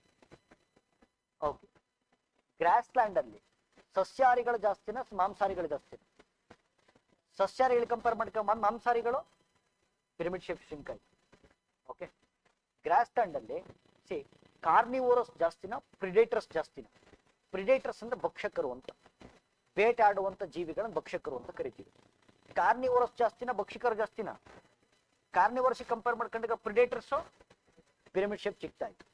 ಆಯ್ತಾ? ಒಂದು ಟ್ರಯಾಂಗಲ್ ಶೇಪ್ ಅಂತ. ಕರೆಕ್ಟಾ? Yes R no? ಈ ನೋಡಿ ಪ್ಲೀಸ್ ಫೋಕಸ್ ಯಾರ. ಒಂದು ಫುಡ್ ಚೈನ್ ಅಲ್ಲಿ ಪ್ರತಿಯೊಂದು ಟ್ರಾಪಿಕ್ ಮಟ್ಟದಲ್ಲಿ ಬಯೋ ಪ್ರೊಡಕ್ಟಿವಿಟಿಯನ್ನ ಮೆಜರ್ ಮಾಡೋಕ್ಕೋಸ್ಕರ ಬಿಡಿಸಲಾಗುವಂತ ಗ್ರಾಫಿಕಲ್ ರೆಪ್ರೆಸೆಂಟೇಷನ್ ನ ಎಕಲಾಜಿಕಲ್ ಪಿರಮಿಡ್ ಅಂತ ಕರೀತಾರೆ. ಓಕೆ, ಆಹಾರ ಸರಪಳಿಯಲ್ಲಿ ಕಂಡುಬರುವ ನೋಡಿ, ಆಹಾರ ಸರಪಳಿಯಲ್ಲಿ ಕಂಡುಬರುವ ಟ್ರಾಫಿಕ್ ಮಟ್ಟಗಳಲ್ಲಿ ಜೈವಿಕ ಉತ್ಪಾದಕತೆಯನ್ನು ಅಳೆಯಲು ಬಿಡಿಸಲಾಗುವಂತ ಗ್ರಾಫಿಕಲ್ ಚಿತ್ರಣವನ್ನು ಪರಿಸರ ಪಿರಮಿಡ್ ಅಂತ ಕರೀತಾರೆ. ಒಂದು ಫುಡ್ ಚೈನ್ ಅಲ್ಲಿ ಪ್ರತಿಯೊಂದು ಟ್ರಾಪಿಕಲ್ ಲೆವೆಲ್ಸ್ ಅಲ್ಲಿ ಬಯೋ ಪ್ರೊಡಕ್ಟಿವಿಟಿಯನ್ನು ಮೆಜರ್ ಮಾಡಕ್ಕೋಸ್ಕರ, ಎಷ್ಟಿದೆ ಅಂತ ತಿಳ್ಕೊಳ್ಳೋಕ್ಕೋಸ್ಕರ ನಾವೊಂದು ಗ್ರಾಫಿಕಲ್ ರೆಪ್ರೆಸೆಂಟೇಷನ್ ಬರಿತೀವಲ್ಲ, that is ecological pyramid. Okay, ಈಗ ಬ್ರದರ್ ನೋಡಿ, ಈಗ ಅಬ್ಸರ್ವ್ ಮಾಡಿ. ಓಕೆ, ಈಗ ಎಕಲಾಜಿಕಲ್ ಪಿರಮಿಡ್ ಅಲ್ಲಿ 3 ತರ ಇದಾವೆ. Okay, pyramid of numbers, pyramid of biomass, pyramid of energy. Okay, ಸಂಖ್ಯಾ ಪಿರಮಿಡ್, ಜೀವರಾಶಿಯ ಪಿರಮಿಡ್, ಶಕ್ತಿಯ ಪಿರಮಿಡ್ ಅಂತ. ಬ್ರೋ ಈಗ ಕರೆಕ್ಟ್ ನೋಡಿಲಿ, ನಾವು ಇಲ್ಲಿ ಮೆಜರ್ ಮಾಡಿದ್ದು ಬಯೋ ಪ್ರೊಡಕ್ಟಿವಿಟಿ ಮೆಜರ್ ಮಾಡಿದ್ದು ನಂಬರ್ಸ್ ಅಲ್ತಾನೆ? ನಂಬರ್ಸ್ ಅಲ್ತಾನೆ? That is why it is called pyramid of numbers. Okay, ಈಗ ಇಲ್ಲಿ ನೋಡಿ, ಇದರಲ್ಲಿ ಯಾವ್ದ್ರ ಮೆಜರ್ ಮಾಡ್ತಿದ್ದಾರೆ? ಕೆಜಿ. ಓಕೆ, ಮಾಸ್ ನ ಎಸ್ ಐ ಯೂನಿಟ್ ಏನು? Kilograms. Yes R no? Bio ಪ್ರೊಡಕ್ಟಿವಿಟಿನ ಕೆಜಿಲ್ ಮೆಜರ್ ಮಾಡಿದ್ರೆ it is called pyramid of biomass. Bio ಪ್ರೊಡಕ್ಟಿವಿಟಿನ ಜೌಲ್ಸ್ ಅಲ್ಲಿ ಮೆಜರ್ ಮಾಡಿದ್ರೆ it is called pyramid of energy. Done? Okay, ಈಗ ಇಂಡಿವಿಜುವಲ್ ಆಗಿ you come to pyramid of numbers. ಆಯ್ತಾ? Pyramid of numbers ಇದೆ. ಇವಾಗ ನಿಮ್ ಕೆಲಸ ಟ್ರಾಪಿಕಲ್ ಲೆವೆಲ್ಸ್ ಅಲ್ಲಿ ಬಯೋ ಪ್ರೊಡಕ್ಟಿವಿಟಿನ ನಂಬರ್ಸ್ ಅಲ್ಲೇ ಮೆಜರ್ ಮಾಡಬೇಕು. ಕೆಜಿ ಬಗ್ಗೆನೂ ಥಿಂಕ್ ಮಾಡಬೇಡಿ, ಜೌಲ್ಸ್ ಬಗ್ಗೆನೂ ಥಿಂಕ್ ಮಾಡಬೇಡಿ. ಆಯ್ತಾ? ಸರಿ, ಈಗ ಇದು ಆಲ್ರೆಡಿ ನಾವು ಮಾಡಿದೀವಿ. ಇದು ಯಾವ ಇಕೋಸಿಸ್ಟಮ್? ಇದು ಯಾವ ಇಕೋಸಿಸ್ಟಮ್ ರೀ? ಯಾವ ಇಕೋಸಿಸ್ಟಮ್? ಕರೆಕ್ಟಾ? ಗ್ರಾಸ್ ಲ್ಯಾಂಡ್ ಇಕೋಸಿಸ್ಟಮ್ ಅಲ್ಲಿ ಗ್ರಾಸಸ್ ಜಾಸ್ತಿ ಇರ್ತವ, ಅರ್ಬಿವೋರಸ್ ಜಾಸ್ತಿ ಇರ್ತವ. ಅದಕ್ಕೆ ಪಿರಮಿಡ್ ಶೇಪ್ ಏನಾಯ್ತು? ಬ್ರಾಡ್ ಆಯ್ತು. ಗ್ರಾಸಸ್ ಕಂಪೇರ್ ಮಾಡ್ಕೊಂಡಾಗ ಸಸ್ಯಾಹಾರಿಗಳ ಸಂಖ್ಯೆ ಕಡಿಮೆ ಆಯ್ತು. ಸಸ್ಯಾಹಾರಿಗಳಿಗೆ ಕಂಪೇರ್ ಮಾಡ್ಕೊಂಡಾಗ ಮಾಂಸಾಹಾರಿಗಳಿಗೆ ಕಂಪೇರ್ ಮಾಡ್ಕೊಂಡಾಗ ಭಕ್ಷಕರ ಸಂಖ್ಯೆ. ಓಕೆ, ಅಲ್ಲಿಗೆ ಟ್ರಯಾಂಗಲ್ ಶೇಪ್ ಬಂತು. ಟ್ರಯಾಂಗಲ್ ಶೇಪ್ ಅಂದ್ರೆ this pyramid is called as upright pyramid, ನೇರ ಪಿರಮಿಡ್. ಆಯ್ತು? ಎಕ್ಸಾಂಪಲ್ ಕ್ವಶನ್ ಹೆಂಗ್ ಬರುತ್ತೆ? ಪಿರಮಿಡ್ ಆಫ್ ನಂಬರ್ಸ್ ಅಲ್ಲಿ ಅಪ್ರೈಟ್ ಪಿರಮಿಡ್ ಅನ್ನ ಯಾವ ಇಕೋಸಿಸ್ಟಮ್ ಅಲ್ಲಿ ಕಾಣ್ತೀರಾ? ಯಾವುದು? Grassland ecosystem. ಅರ್ಥ ಆಗ್ತಿದ್ಯಾ? ನೀವೇ ಓದ್ಕೊಳ್ಳೋ ಎನ್ವಿರಾನ್ಮೆಂಟ್ಗೂ ಕ್ಲಾಸಿಗೆ ಬಂದು ಕೇಳಕ್ಕೂ ವ್ಯತ್ಯಾಸ ಗೊತ್ತಾಗ್ತಿದ್ಯಾ? ಗೊತ್ತಾಗತ್ತಾ ಇಲ್ಲ? ಹಾ, ಈಗ ಬ್ರದರ್, ಈಗ ಇಲ್ಲಿ ಇದು ಫಾರೆಸ್ಟ್ ಇಕೋಸಿಸ್ಟಮ್. ಆಯ್ತಾ? ಫಾರೆಸ್ಟ್ ಅಲ್ಲಿ ಮರಗಳ ಸಂಖ್ಯೆ ಜಾಸ್ತಿನ ಸಸ್ಯಾಹಾರಿಗಳ ಸಂಖ್ಯೆ ಜಾಸ್ತಿ? ಈಗ ನಾನು ಹೇಳೋದು ಕೇಳಿಸ್ತೀನಿ. ಒಂದ್ ಮರದ ಮೇಲೆ ಎಷ್ಟು ಪಕ್ಷಿ ಕೂತಿರ್ತವೆ, ಎಷ್ಟು ಕೀಟಗಳಿರ್ತವೆ, ಮರದ ಕೆಳಗೆ ಎಷ್ಟು ಜಿಂಕೆಗಳಿರ್ತವೆ, ಎಷ್ಟು ಮೊಲಗಳಿರ್ತವೆ. ಸಸ್ಯಾಹಾರಿಯನ್ನು ಎಲ್ಲ ತಗೋಬೇಕು ನೀವು. ಓಕೆ, ಈಗ ಹೇಳಿ, ಫಾರೆಸ್ಟ್ ಅಲ್ಲಿ ಮರಗಳ ಸಂಖ್ಯೆ ಜಾಸ್ತಿನ ಸಸ್ಯಾಹಾರಿಗಳ ಸಂಖ್ಯೆ ಜಾಸ್ತಿನ? ಮರಗಳ ಸಂಖ್ಯೆ ಕಮ್ಮಿ, ಚಿಕ್ಕದಾಗಿದೆ. ಸಸ್ಯಾಹಾರಿಗಳ ಸಂಖ್ಯೆ ಜಾಸ್ತಿ ಆಗಿದೆ. ಸರಿ, ಫಾರೆಸ್ಟ್ ಅಲ್ಲಿ ಹರ್ಬಿವೋರಸ್ ಜಾಸ್ತಿನ ಕಾರ್ನಿವೋರಸ್ ಜಾಸ್ತಿನ? ಹರ್ಬಿವೋರಸ್ ಜಾಸ್ತಿ, ಕಾರ್ನಿವೋರಸ್ ಕಮ್ಮಿ. ಕಾರ್ನಿವೋರಸ್ ಕಂಪೇರ್ ಮಾಡ್ಕೊಂಡಾಗ ಪ್ರಿಡೇಟರ್ಸ್ ಕಮ್ಮಿ. Yes R no? ಯಾವ ಶೇಪ್ ಬಂತು? Spindle shaped pyramid. ಓಕೆ, ಸಲಿಗೆ ಪಿರಮಿಡ್ ಆಫ್ ನಂಬರ್ಸ್ ಅಲ್ಲಿ ಸ್ಪಿಂಡಲ್ ಶೇಪ್ಡ್ ಪಿರಮಿಡ್ ಯಾವ ಇಕೋಸಿಸ್ಟಮ್? Forest ecosystem. ಅಂಡರ್ಸ್ಟುಡ್ ಅವಾಗ? Yes R no? ಇದೆ ಮೇಡಮ್. ಮೇಡಮ್, ಫಾರೆಸ್ಟ್ ಇಕೋಸಿಸ್ಟಮ್ ಅಲ್ಲಿ ನಿಮ್ಗೆ ಕನ್ಫ್ಯೂಷನ್ ಆಗಿರೋದೇ ಇಲ್ಲಿ, ಹೌದಾ? ಓಕೆ, ಮರಗಳ ಸಂಖ್ಯೆ ಜಾಸ್ತಿನ ಸಸ್ಯಾಹಾರಿಗಳ ಸಂಖ್ಯೆ ಜಾಸ್ತಿ? ಜಾಸ್ತಿ ತಾನೆ? ಅಂದ್ರೆ ಒಂದ್ ಮರದ ಮೇಲೆ ಎಷ್ಟು ಪಕ್ಷಿ ಕೂತಿರ್ತಾವ, ಎಷ್ಟು ಮೊಲಗಳಿರ್ತಾವ, ಎಷ್ಟು ಜಿಂಕೆ ಇರ್ತಾವ, ಎಷ್ಟು ಕೀಟಗಳಿರ್ತಾವ. ಅಲ್ಲಿಗೆ ಸರಿ, ಪ್ಲಾಂಟ್ಸ್ ಟ್ರೀಸ್ ಜಾಸ್ತಿನ ಹರ್ಬಿವೋರಸ್ ಜಾಸ್ತಿನ? ಹರ್ಬಿವೋರಸ್. ಟ್ರೀಸು ಅದಕ್ಕೆ ಪಿರಮಿಡ್ ಶೇಪ್ ಚಿಕ್ಕದಾಗಿದೆ ಮೇಡಮ್. ಬಟ್ ಫುಡ್ ಚೈನ್ ಹಿಂಗ್ ಸ್ಟಾರ್ಟ್ ಆಗೋದು ಯಾವಾಗಲೂ. ಅರ್ಥ ಆಗ್ತಿದ್ಯಾ? Okay, bottom up approach. Okay, so ಸಸ್ಯಾಹಾರಿಗಳ ಸಂಖ್ಯೆ ಜಾಸ್ತಿ. ಸಸ್ಯಾಹಾರಿಗಳಿಗೆ ಕಂಪೇರ್ ಮಾಡ್ಕೊಂಡಾಗ ಮಾಂಸಾಹಾರಿಗಳ ಸಂಖ್ಯೆ ಕಡಿಮೆ ಇದೆ. ಹರ್ಬಿವೋರಸ್ ಜಾಸ್ತಿನ ಕಾರ್ನಿವೋರಸ್ ಜಾಸ್ತಿನಾ? Yes R no? ಓಕೆ, ಕಾರ್ನಿವೋರಸ್ಗಳು ಕಮ್ಮಿ ಆಯ್ತು. ಕಾರ್ನಿವೋರಸ್ ಕಂಪೇರ್ ಮಾಡ್ಕೊಂಡಾಗ ಪ್ರಿಡೇಟರ್ಸ್ ಕಮ್ಮಿ ಆಯ್ತು. ಸೊ ಈ ಶೇಪ್ ಅಂದ್ರೆ this is called spindle shaped pyramid, right? So ಅಲ್ಲಿಗೆ ಪಿರಮಿಡ್ ಆಫ್ ನಂಬರ್ಸ್ ಅಲ್ಲಿ ಸ್ಪಿಂಡಲ್ ಶೇಪ್ಡ್ ಪಿರಮಿಡ್ ಯಾವ ಇಕೋಸಿಸ್ಟಮ್? Forest ecosystem. ಇಲ್ಲಿ ಬನ್ನಿ brother, this is an example for parasitic ecosystem. Parasite ಅಂತಂದ್ರೆ ಪರವಾಲಂಬಿ. ಓಕೆ ಬ್ರದರ್, ಈ ಪ್ಯಾರಾಸೈಟ್ಸ್ ಅಲ್ಲಿ ಎರಡು ತರ ಇದಾವೆ. ಓಕೆ, ಒಂದು ಮೈಕ್ರೋಸ್ಕೋಪಿಕ್ ಪ್ಯಾರಾಸೈಟ್, ಇನ್ನೊಂದು ನಾನ್ ಮೈಕ್ರೋಸ್ಕೋಪಿಕ್ ಪ್ಯಾರಾಸೈಟ್. ಈ ಫಾರ್ ಎಕ್ಸಾಂಪಲ್ ಮಲೇರಿಯಾ ಕಾಸ್ ಮಾಡೋದು plasmodium vivax. Okay, it's a parasite. ಅದು ಮೈಕ್ರೋಸ್ಕೋಪಿಕ್ ನಾನ್ ಮೈಕ್ರೋಸ್ಕೋಪಿಕ್? ಹೇಳ್ರಿ ಜೋರಾಗೆ.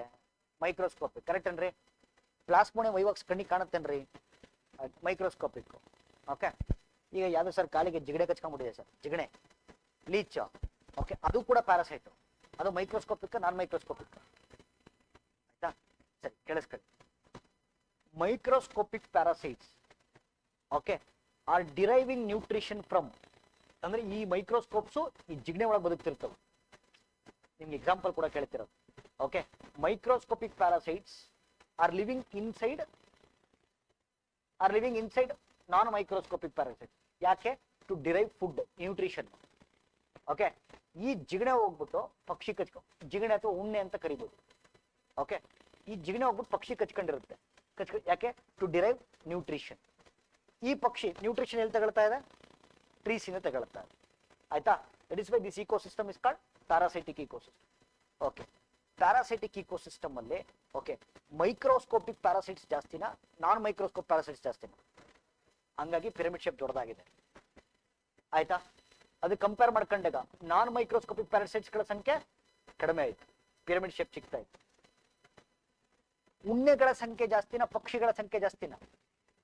ಉಣ್ಣೆಗಳ ಸಂಖ್ಯೆ ಜಾಸ್ತಿ, ಪಕ್ಷಿಗಳ ಸಂಖ್ಯೆ ಜಾಸ್ತಿನಾ ಮರಗಳ ಸಂಖ್ಯೆ ಜಾಸ್ತಿನಾ?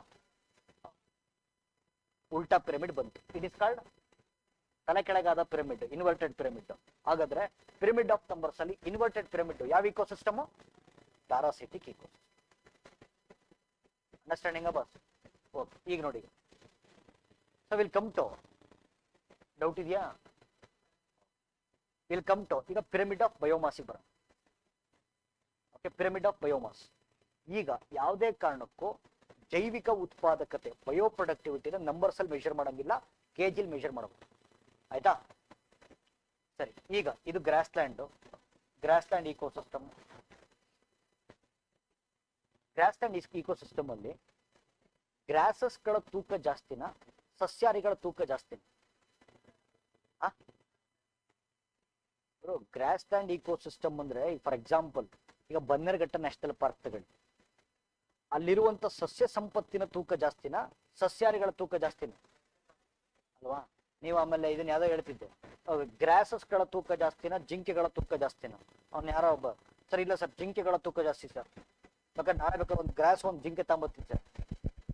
ಒಂದು ಗ್ರಾಸ್ ಒಂದು ಜಿಂಕೆ ತಗೊಂಬಂದು ನಾನು ಹೇಳಿದ್ನ ecosystem approach important, entire ecosystem. Okay, ಯಾರ ತೂಕ ಜಾಸ್ತಿ?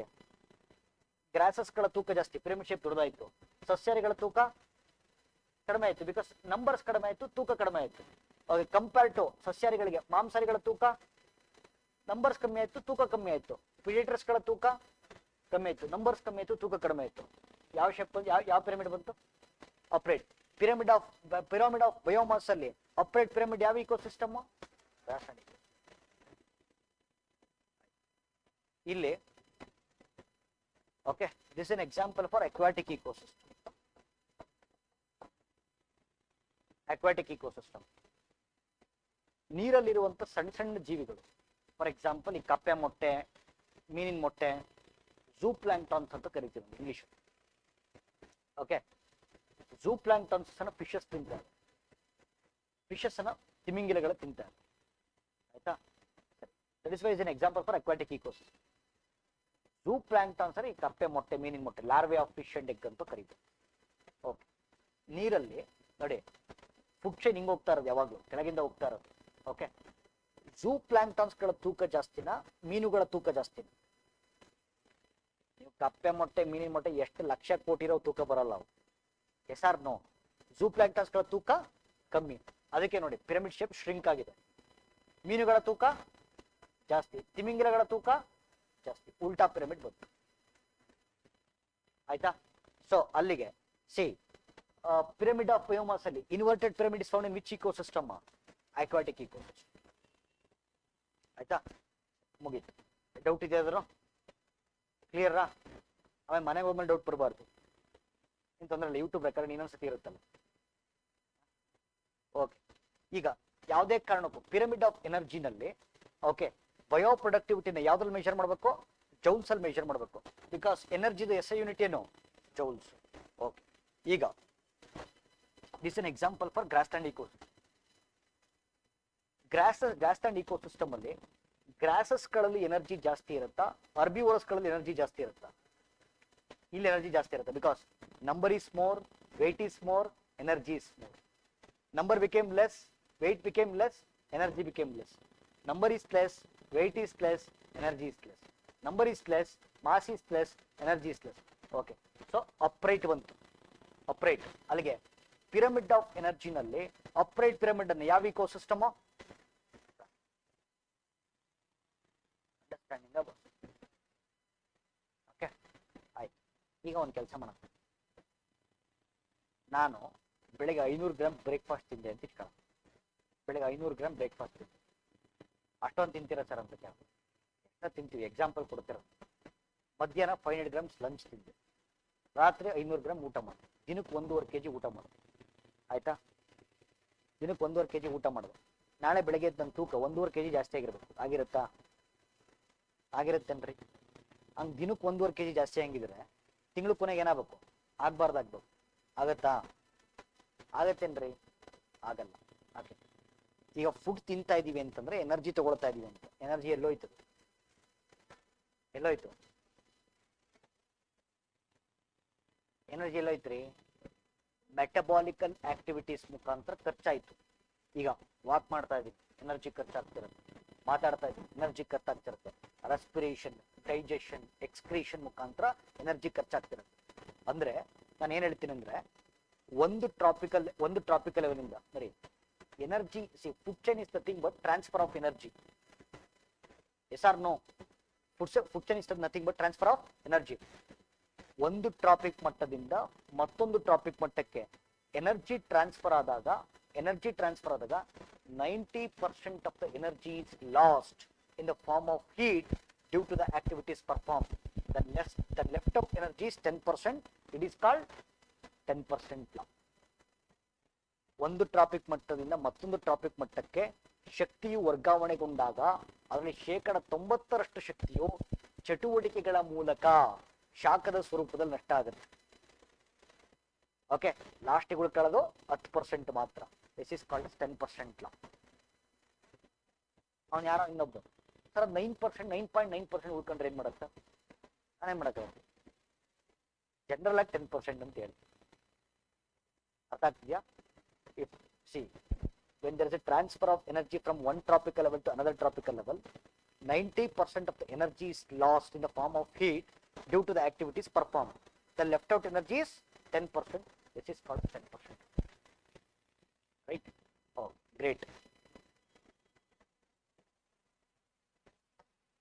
Okay. Ecological succession. ಪರಿಸರ ಅನುಕ್ರಮಣ ಅಂತ ಕರೀತೀವಿ. ಓಕೆ, ಪರಿಸರ ಅನುಕ್ರಮಣ.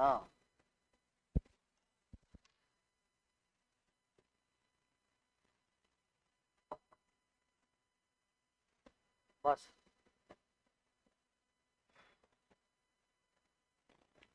ಪರಿಸರ ಒಂದೇ ಸರಿ ರಚನೆ ಆಗ್ಬಿಡ್ತಾ ಅಥವಾ ವಿಕಸನಗೊಳ್ತಾ ಅಲ್ವಾ? So environment is a product of evolution. ಆಯ್ತಾ? Okay, environment is a product of evolution. Environment ಅಥವಾ ಈ ಎವಲ್ಯೂಷನ್ ನಡಿಬೇಕಾದ್ರೆ ಕಡಿಮೆ ಟೈಮ್ ತಗೊಂಡಿದ್ದು, ಜಾಸ್ತಿ ಟೈಮ್ ತಗೊಂಡಿದ್ದು. ಜಾಸ್ತಿ ಅಲ್ಲ, ವಿಪರೀತ ಜಾಸ್ತಿ, ಮಿಲಿಯನ್ಸ್ ಆಫ್ ಇಯರ್ಸ್. ಆಯ್ತು, ಎವಲ್ಯೂಷನ್ ಆಗ್ಬೇಕಾದ್ರೆ ನೋಡಿ, ಹಂತಂತವಾಗಿ ಆಗಿದ್ಯಾ ಅಥವಾ ರ್ಯಾಂಡಮ್ ಆಗಿ ಆಗಿದ್ಯಾ? ಅಂತಂತ ಎಸ್ ಆರ್ ನೋ? ಮುಗೀತು. ನೋಡ್ರಿ, ಕನ್ನಡ ಮೀಡಿಯಂ ಸ್ಟೂಡೆಂಟ್ಸ್, ಭಿನ್ನ ಭಿನ್ನ ಕಾಲಘಟ್ಟಗಳಲ್ಲಿ ಹಂತ ಹಂತವಾಗಿ ಕಂಡುಬರುವ ಪರಿಸರದ ವಿಕಸನವನ್ನ ಪರಿಸರ ಅನುಕ್ರಮಣ ಅಂತ ಕರೀತೀವಿ. ಭಿನ್ನ ಭಿನ್ನ ಕಾಲಘಟ್ಟಗಳಲ್ಲಿ ಹಂತ ಹಂತವಾಗಿ ಕಂಡುಬರುವ ಪರಿಸರದ ವಿಕಸನವನ್ನ ಪರಿಸರ ಅನುಕ್ರಮಣ. English medium. The evolution of environment across different stages through successive changes is called as ecological succession. ಅರ್ಥ ಆಗಿಲ್ಲ ಸರ್? ಈಗ ಫಾರ್ ಎಕ್ಸಾಂಪಲ್ ಬ್ರೋ, ಇಲ್ಲಿ ಓಕೆ,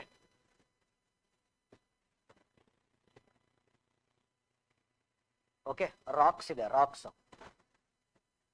ರಾಕ್ಸ್ ವೆದರಿಂಗ್ ಆಗ್ತಾ ಇರುತ್ತೆ. ರಾಕ್ಸ್ ವೆದರಿಂಗ್ ಆದಾಗ ಏನ್ ಬರುತ್ತೆ ಸರ್?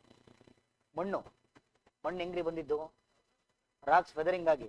ಓಕೆ, ರಾಕ್ಸ್ ವೆದರಿಂಗ್ ಆದಾಗ ಮಣ್ಣು ಬರುತ್ತೆ. ಮಣ್ಣಲ್ಲಿ ಏನಿರುತ್ತೆ? ಸೆಡಿಮೆಂಟ್ಸ್ ಇರುತ್ತೆ. ಸೆಡಿಮೆಂಟ್ಸ್ ಅಲ್ಲಿ ನ್ಯೂಟ್ರಿಯೆಂಟ್ಸ್ ಇರುತ್ತೆ. ಸರ್ ನೋ, ಆ ನ್ಯೂಟ್ರಿಯೆಂಟ್ಸು ವಾಟರ್ ಮತ್ತೆ ಸನ್ಲೈಟ್ಗೆ ಎಕ್ಸ್ಪೋಸ್ ಆದಾಗ ಆರ್ಗ್ಯಾನಿಸಮ್ಸ್ ಕ್ರಿಯೇಟ್ ಆಗುತ್ತೆ. ಹೇಳದ್ನೆಲ್ಲ ಇದನ್ನ ಯಾವ ಜಾಗದಲ್ಲಿ ಪೌಷ್ಟಿಕಾಂಶಗಳು ನೀರು ಮತ್ತು ಸೂರ್ಯನ ಬೆಳಕಿನ ಸಮ್ಮಿಲನ ಆಗುತ್ತೋ ಜಗತ್ತಿನ ಮೊಟ್ಟ ಮೊದಲ ಜೀವಿ ಸೃಷ್ಟಿಯಾಗುತ್ತೆ. ಆಯ್ತಾ? ಅಲ್ಲಿಗೆ ರಾಕ್ ಸರ್ಫೇಸ್ ಅಲ್ಲಿ ಕೇಳಿಸ್ಕೊಳ್ಳಿ. ಈಗ ನೀವು ಬಯಾಲಜಿ ಪರ್ಸ್ಪೆಕ್ಟಿವ್ ಇಂದ ಭೂಮಿಯ ಮೇಲೆ ಉಗಮಾದ ಮೊಟ್ಟ ಮೊದಲ ಜೀವಿ ಯಾವುದು ಅಂದ್ರೆ ಅಮೀಬಾ ಅಂತೀರ, ಇಲ್ಲ ಸೈನೋಬ್ಯಾಕ್ಟೀರಿಯಾ ಅಂತೀರ.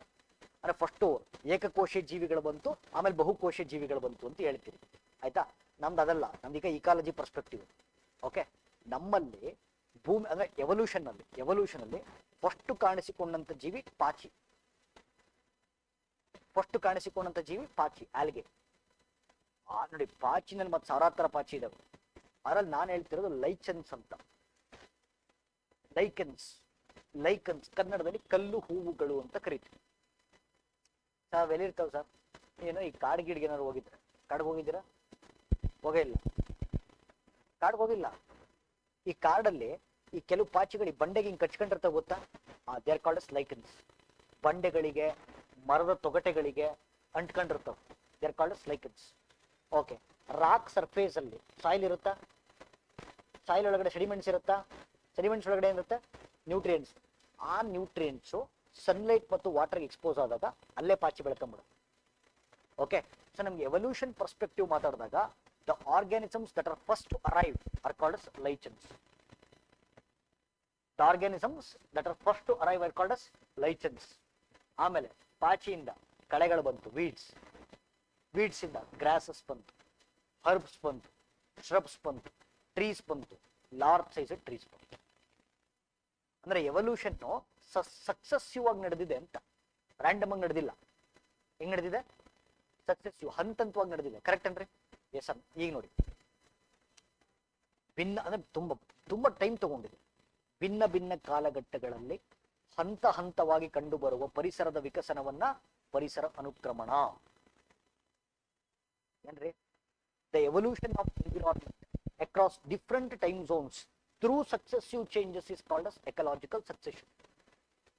ಆಯ್ತಾ.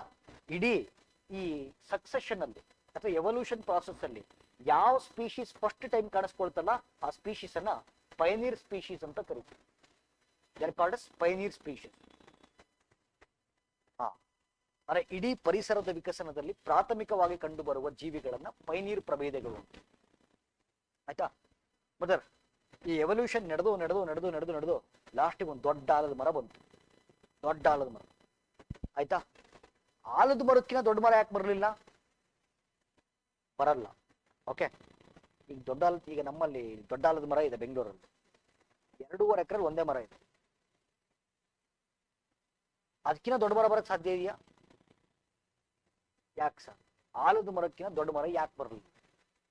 ಯಾಕೆ ಅಂತಂದ್ರೆ ಅಕಸ್ಮಾತ್ ಆಲದ ಮರಕ್ಕಿಂತ ದೊಡ್ಡ ಮರ ಬಂದ್ರೆ ಆ ಸ್ಪೀಶೀಸ್ ಅನ್ನ ಸಸ್ಟೈನ್ ಮಾಡುವಂತ ಕೆಪಾಸಿಟಿ ಅರ್ಥಗಿರಲ್ಲ. ಈಗ ಡೈನೋಸರ್ಗಳನ್ನು ಸಾಕ್ಲಿಕ್ಕೆ ಭೂಮಿ ಕೈಲಿ ಆಯ್ತಾ? ಅವಾಗ ಏನಾಗುತ್ತೆ, ಎನ್ವಿರಾನ್ಮೆಂಟ್ ಇಕ್ವಿಲಿಬ್ರಿಯಂ ಅನ್ನ ಅಟೈನ್ ಮಾಡ್ಬಿಡುತ್ತೆ, ಪರಿಸರ ತನ್ನ ಸಮತೋಲನವನ್ನ ಕಾಪಾಡ್ಕೊಂಡ್ಬಿಡುತ್ತೆ, ಮುಗೀತಲ್ವಿ. ಓಕೆ. ಆ ಕೊನೆಯ ಹಂತದಲ್ಲಿ ಕಂಡು ಬರುವಂತ ಸ್ಪೀಶೀಸ್ ಅನ್ನ ಕ್ಲೈಮ್ಯಾಕ್ಸ್ ಕಮ್ಯುನಿಟಿ. ಪರಿಸರೀಯ ವಿಕಸನದಲ್ಲಿ ಪರಿಸರ ತನ್ನ ಸಮತೋಲನವನ್ನ ಕಾಯ್ದುಕೊಂಡಾಗ, ಆ ಪ್ರಾಸೆಸ್ ಅಲ್ಲಿ ಸಮತೋಲನವನ್ನ ಕಾಯ್ದುಕೊಂಡಾಗ ಆ ಲಾಸ್ಟ್ ಸ್ಟೇಜ್ ಅಲ್ಲಿ ಕಂಡು ಬರುವಂತ species climax community. Okay sir, ಈ ಜಾಗದಲ್ಲಿ ಫುಲ್ಲು ಸಕ್ಸೆಷನ್ ನಡೆದಿದೆ ಸರ್, ಸಕ್ಸೆಷನ್ ನಡೆದಿದೆ. ಈ ನಿರ್ದಿಷ್ಟ ಭೌಗೋಳಿಕ ಪ್ರದೇಶವನ್ನ ಸೆರೆ ಅಂತ ಕರಿತೀವಿ. ಈ ಫಾರ್ ಎಕ್ಸಾಂಪಲ್ ವೆಸ್ಟರ್ನ್ ಘಾಟ್ಸ್ಗೆ ಹೋದ್ರೆ ಅಲ್ಲಿ ಪಾಚಿಯಿಂದ ಹಿಡಿದು ಕ್ಲೈಮ್ಯಾಕ್ಸ್ ಕಮ್ಯುನಿಟಿವರೆಗೂ ಇದೆಯಾ, ಆ ಪ್ರದೇಶವನ್ನ ಸೆರೆ ಅಂತ ಕರಿತೀವಿ. ಸೊ ಈ ಎಕಲಾಜಿಕಲ್ ಸಕ್ಸೆಷನ್ ಅಲ್ಲಿ V have 2 types of succession. One is primary succession, one is secondary succession. ಪ್ರಾಥಮಿಕ ಅನುಕ್ರಮಣ, ದ್ವಿತೀಯ ಅನುಕ್ರಮಣ. ಸರ್ ನೋಡಿ, ಫುಲ್ ಜಾಗ ಖಾಲಿ ಇತ್ತು, ಏನೂ ಇಲ್ಲ ಇಲ್ಲಿ. Evolution for the first time ಶುರು ಆಗ್ತಾ ಇದೆ. It is called us primary. Okay sir, ಶುರು ಆಗಿತ್ತು ಸರ್, ಬಟ್ ಪ್ರಕೃತಿ ವಿಕೋಪಗಳಿಂದ ನಿಂತೋಯ್ತು, ಮತ್ತೆ ರೀಸ್ಟಾರ್ಟ್ ಆಯ್ತು ಅಂದ್ರೆ ಸೆಕೆಂಡರಿ. ಪ್ರೈಮರಿ ಸಕ್ಸೆಷನ್ ಅಲ್ಲಿ 2 ತರ, ಒಂದು ಜೆರಾರ್ಚ್ ಅಂತ, ಒಂದು ಹೈಡ್ರಾರ್ಚ್ ಅಂತ. ಓಕೆ.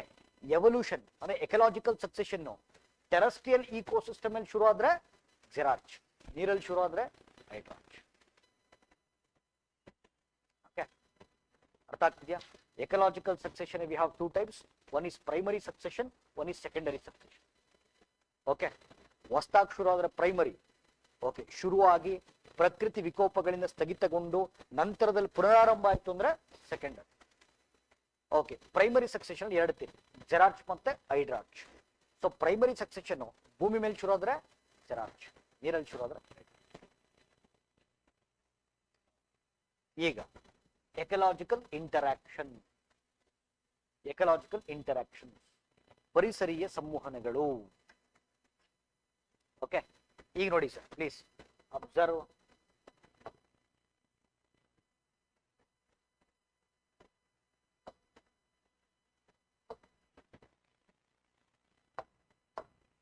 ನಾನು ಆಗ್ಲೇ ಹೇಳಿದೆ, ಎನ್ವಿರಾನ್ಮೆಂಟಲ್ಲಿ we have 2 types of interaction ಅಂತ. ಯಾವ್ದ್ಯಾವ್ದು ಹೇಳ್ರಿ? ಯಾವ ಇಂಟ್ರಾಕ್ಷನ್? ಬಯೋಟಿಕ್ ಎಬಯೋಟಿಕ್. ಬಯೋಟಿಕ್ ಯಾಕೆ ನಡೆಯುತ್ತೆ? ಫುಡ್, ಆಹಾರಕ್ಕಾಗಿ ನಡೆಯುತ್ತೆ. ಬಯೋಟಿಕ್ ಎಬಯೋಟಿಕ್ ಹ್ಯಾಬಿಟ್ಯಾಟ್, ಟೆಂಪರೇಚರ್, ಸ್ಯಾನಿಟರಿ ನಡೆಯುತ್ತೆ. ನಾನೀಗ ನೋಡಿ ಇದನ್ನ ಮಾತಾಡ್ತಾ ಇಲ್ಲ, I am only speaking about this. ಆಯ್ತಾ? ಬರೀ ಬಯೋಟಿಕ್ ಬಗ್ಗೆ ಮಾತಾಡ್ತೀವಿ. ಈ ಬಯೋಟಿಕ್ ಇಂಟ್ರಾಕ್ಷನ್ ಅಲ್ಲಿ V have 2 types of interaction. One is positive interaction, one is negative interaction. ಸಕಾರಾತ್ಮಕ ಸಂವಹನಗಳು, ನಕಾರಾತ್ಮಕ ಸಂವಹನ. ಆಯ್ತಾ ಸರ್? ಹೆಂಗ್ ಸರ್ ಇದು ಸಕಾರಾತ್ಮಕ ನಕಾರಾತ್ಮಕ? ಈಗ ಅಬ್ಸರ್ವ್ ಮಾಡಿ ಸರ್, ನಿಮ್ಗೆ ಗೊತ್ತಾಗತ್ತೆ. ಈಗ 2 ಆರ್ಗ್ಯಾನಿಸಮ್ ಇದೆ, ಎ ಮತ್ತೆ ಬಿ ಅಂತ ಇಟ್ಕೊಳ್ಳಿ. ಆಯ್ತಾ? 2 ಇಂಟ್ರಾಕ್ಟ್ ಮಾಡ್ತಿದ್ದಾವೆ. ಇಂಟ್ರಾಕ್ಟ್ ಯಾಕೆ ಮಾಡ್ತವೆ? ಫುಡ್ಗೋಸ್ಕರ. ಇಂಟ್ರಾಕ್ಟ್ ಮಾಡ್ಬೇಕಾದ್ರೆ ಒಂದು ಆರ್ಗ್ಯಾನಿಸಮ್ಗೆ ಲಾಭ ಆಯ್ತು, ಮತ್ತೊಂದು ಆರ್ಗಾನಿಸಮ್ಗೆ ಲಾಭನೂ ಆಗ್ಲಿಲ್ಲ ನಷ್ಟನೂ ಆಗ್ಲಿಲ್ಲ, 0 ಬರೀತಾ ಇದೆ. ಇದು positive interaction negative interaction? Positive interaction, ಹೌದಾ ಇಲ್ಲ? ಓಕೆ. ಅದರ ಒಂದು ಆರ್ಗಾನಿಸಮ್ಗೆ ಲಾಭ ಆಯ್ತು, ಮತ್ತೊಂದು ಆರ್ಗಾನಿಸಮ್ಗೆ ನಷ್ಟ ಆಯ್ತು, positive negative? Negative interaction. Okay ಸರಿ. ಒಂದು ಆರ್ಗಾನಿಸಮ್ಗೆ ನಷ್ಟ ಆಯ್ತು, ಮತ್ತೊಂದು ಆರ್ಗಾನಿಸಮ್ಗೆ ಪಾಸಿಟಿವ್ ಲಾಭನೂ ಆಗಲಿಲ್ಲ ನಷ್ಟನೂ ಆಗಲಿಲ್ಲ, ಇದು ನೆಗೆಟಿವ್ ಇಂಟ್ರಾಕ್ಷನ್. ಮಾತಾಡಬೇಕು. ನೆಗೆಟಿವ್. ಎರಡೂ ಆರ್ಗ್ಯಾನಿಸಮಿಗೆ ಲಾಭ ಆಯ್ತು, ಪಾಸಿಟಿವ್. ಸರ್ ಎರಡೂ ಆರ್ಗ್ಯಾನಿಸಮಿಗೆ ನಷ್ಟ ಆಯ್ತು, ನೆಗೆಟಿವ್. ಆಮೇಲೆ minus into minus plus sir positive. Environment ಇದು, ಮ್ಯಾಥ್ ಅಲ್ಲ. Okay, so it is negative interaction. ಅರ್ಥ ಆಯ್ತು ಇದು? ಈಗ ಬನ್ನಿ, ಅದೇನಿದು ಅದು ಇದೆಲ್ಲ ಇತ್ತು PDF.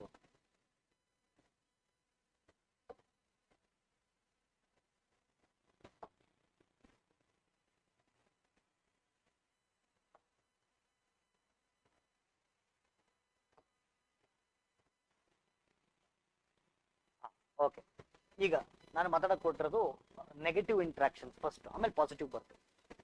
ನೆಗೆಟಿವ್ ಇಂಟ್ರಾಕ್ಷನ್ಸ್ ಅಲ್ಲಿ 4 ತರ ಇದೆ, ಆಯ್ತಾ? ಒಂದು ಅಮೆನ್ಸಾಲಿಸಮ್, ಏನಂತಾರೆ? ಅಮೆನ್ಸಾಲಿಸಮ್. ಪ್ರಿಡೇಷನ್, ಹೇಳ್ರಿ. Predation, parasitism, competition. ಈಗ 4 ತರ ಇದಾವೆ. ಓಕೆ,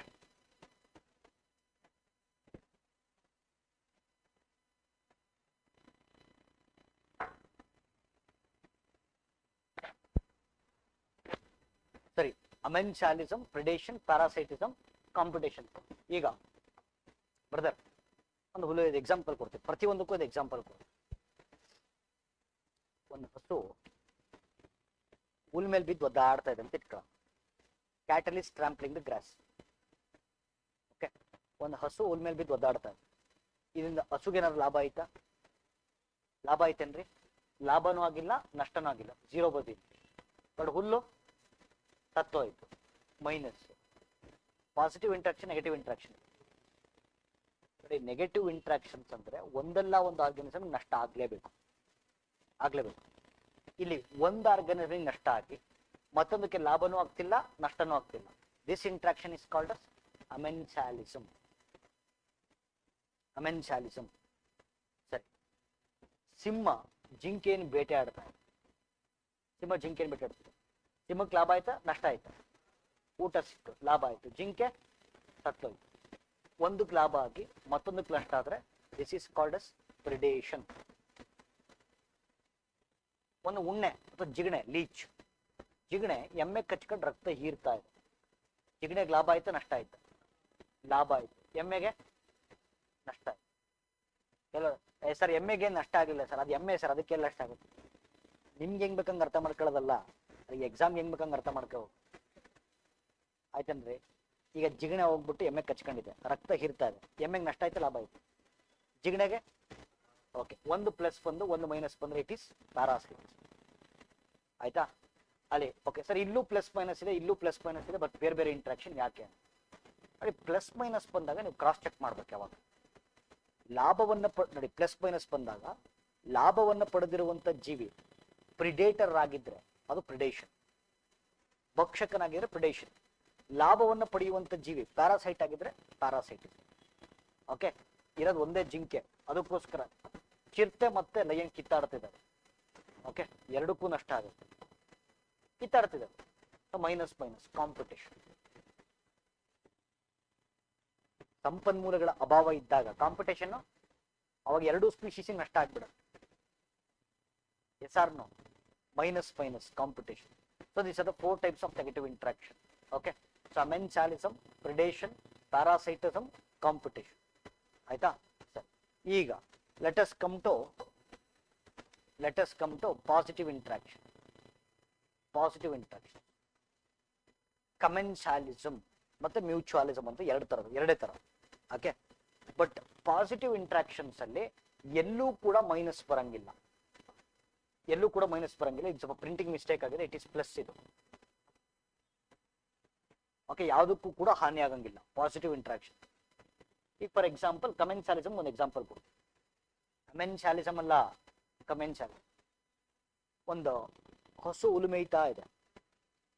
ಆ ಹುಲ್ಲನ್ನೇ ಮೇಯುವಂತ ಹಸುವಿನ ಮೇಲೆ ಒಂದು ಪಕ್ಷಿ ಕೂತಿ. ಇಲ್ಲಿ ಇಂಟ್ರಾಕ್ಷನ್ ಇರೋದು ಹಸು ಮತ್ತೆ ಹುಲ್ಲಿಗಲ್ಲ, ಹಸು ಮತ್ತೆ ಪಕ್ಷಿ. ಹುಲ್ಲನ್ನ ಮೇಯುವಂತ ಹಸುವಿನ ಮೇಲೆ ಪಕ್ಷಿ ಕೂತ್ಕೊಂಡು. ಯಾಕೆ ಕೂತಿದೆ ಪಕ್ಷಿ ಅಂದ್ರೆ, ಹಸು ಹುಲ್ಲು ಮೇಯ್ಬೇಕಾದ್ರೆ ಹುಲ್ಲಲ್ಲಿರುವಂತ ಕೀಟಗಳಿಗೆ ಹಾರ್ತಾವ. ಈ ಪಕ್ಷಿ ಏನ್ ಮಾಡತ್ತ, ಕ್ಯಾಚ್ ಮಾಡಿ ತಿನ್ನುತ್ತೆ. ಅಲ್ಲಿಗೆ ಅಲ್ವೇನ್ರಿ, ಪಕ್ಷಿ ಕ್ಯಾಚ್ ಮಾಡಿ ತಿಂತದೆ. ಅಲ್ಲಿಗೆ ಹಸುವಿಂದ ಪಕ್ಷಿಗೆ ಲಾಭ ಸಿಗ್ತಾ, ಪ್ಲಸ್. ಬಟ್ ಪಕ್ಷಿಯಿಂದ ಹಸುಗೆ ಲಾಭ ಐತಾ, ಝೀರೋ. ಒಂದು ಆರ್ಗನಿಸಮ್ಗೆ ಬೆನಿಫಿಟ್ ಆಗಿ ಮತ್ತೊಂದು ಆರ್ಗನಿಸಮ್ಗೆ ಲಾಭನೂ ಇಲ್ಲ, ನಷ್ಟನೂ ಇಲ್ಲ. This interaction is called as commensalism. ಆಯ್ತಾ? ಮ್ಯೂಚುವಲಿಸಮ್. ಮ್ಯೂಚುವಲಿಸಮ್ ಸ್ವಲ್ಪ ಡೀಟೇಲ್ ಆಗಿ ಮಾಡೋಣ. ಓಕೆ, ಮ್ಯೂಚುವಲಿಸಮ್ ಸ್ವಲ್ಪ ಡೀಟೇಲ್ ಆಗಿ ಮಾಡೋಣ.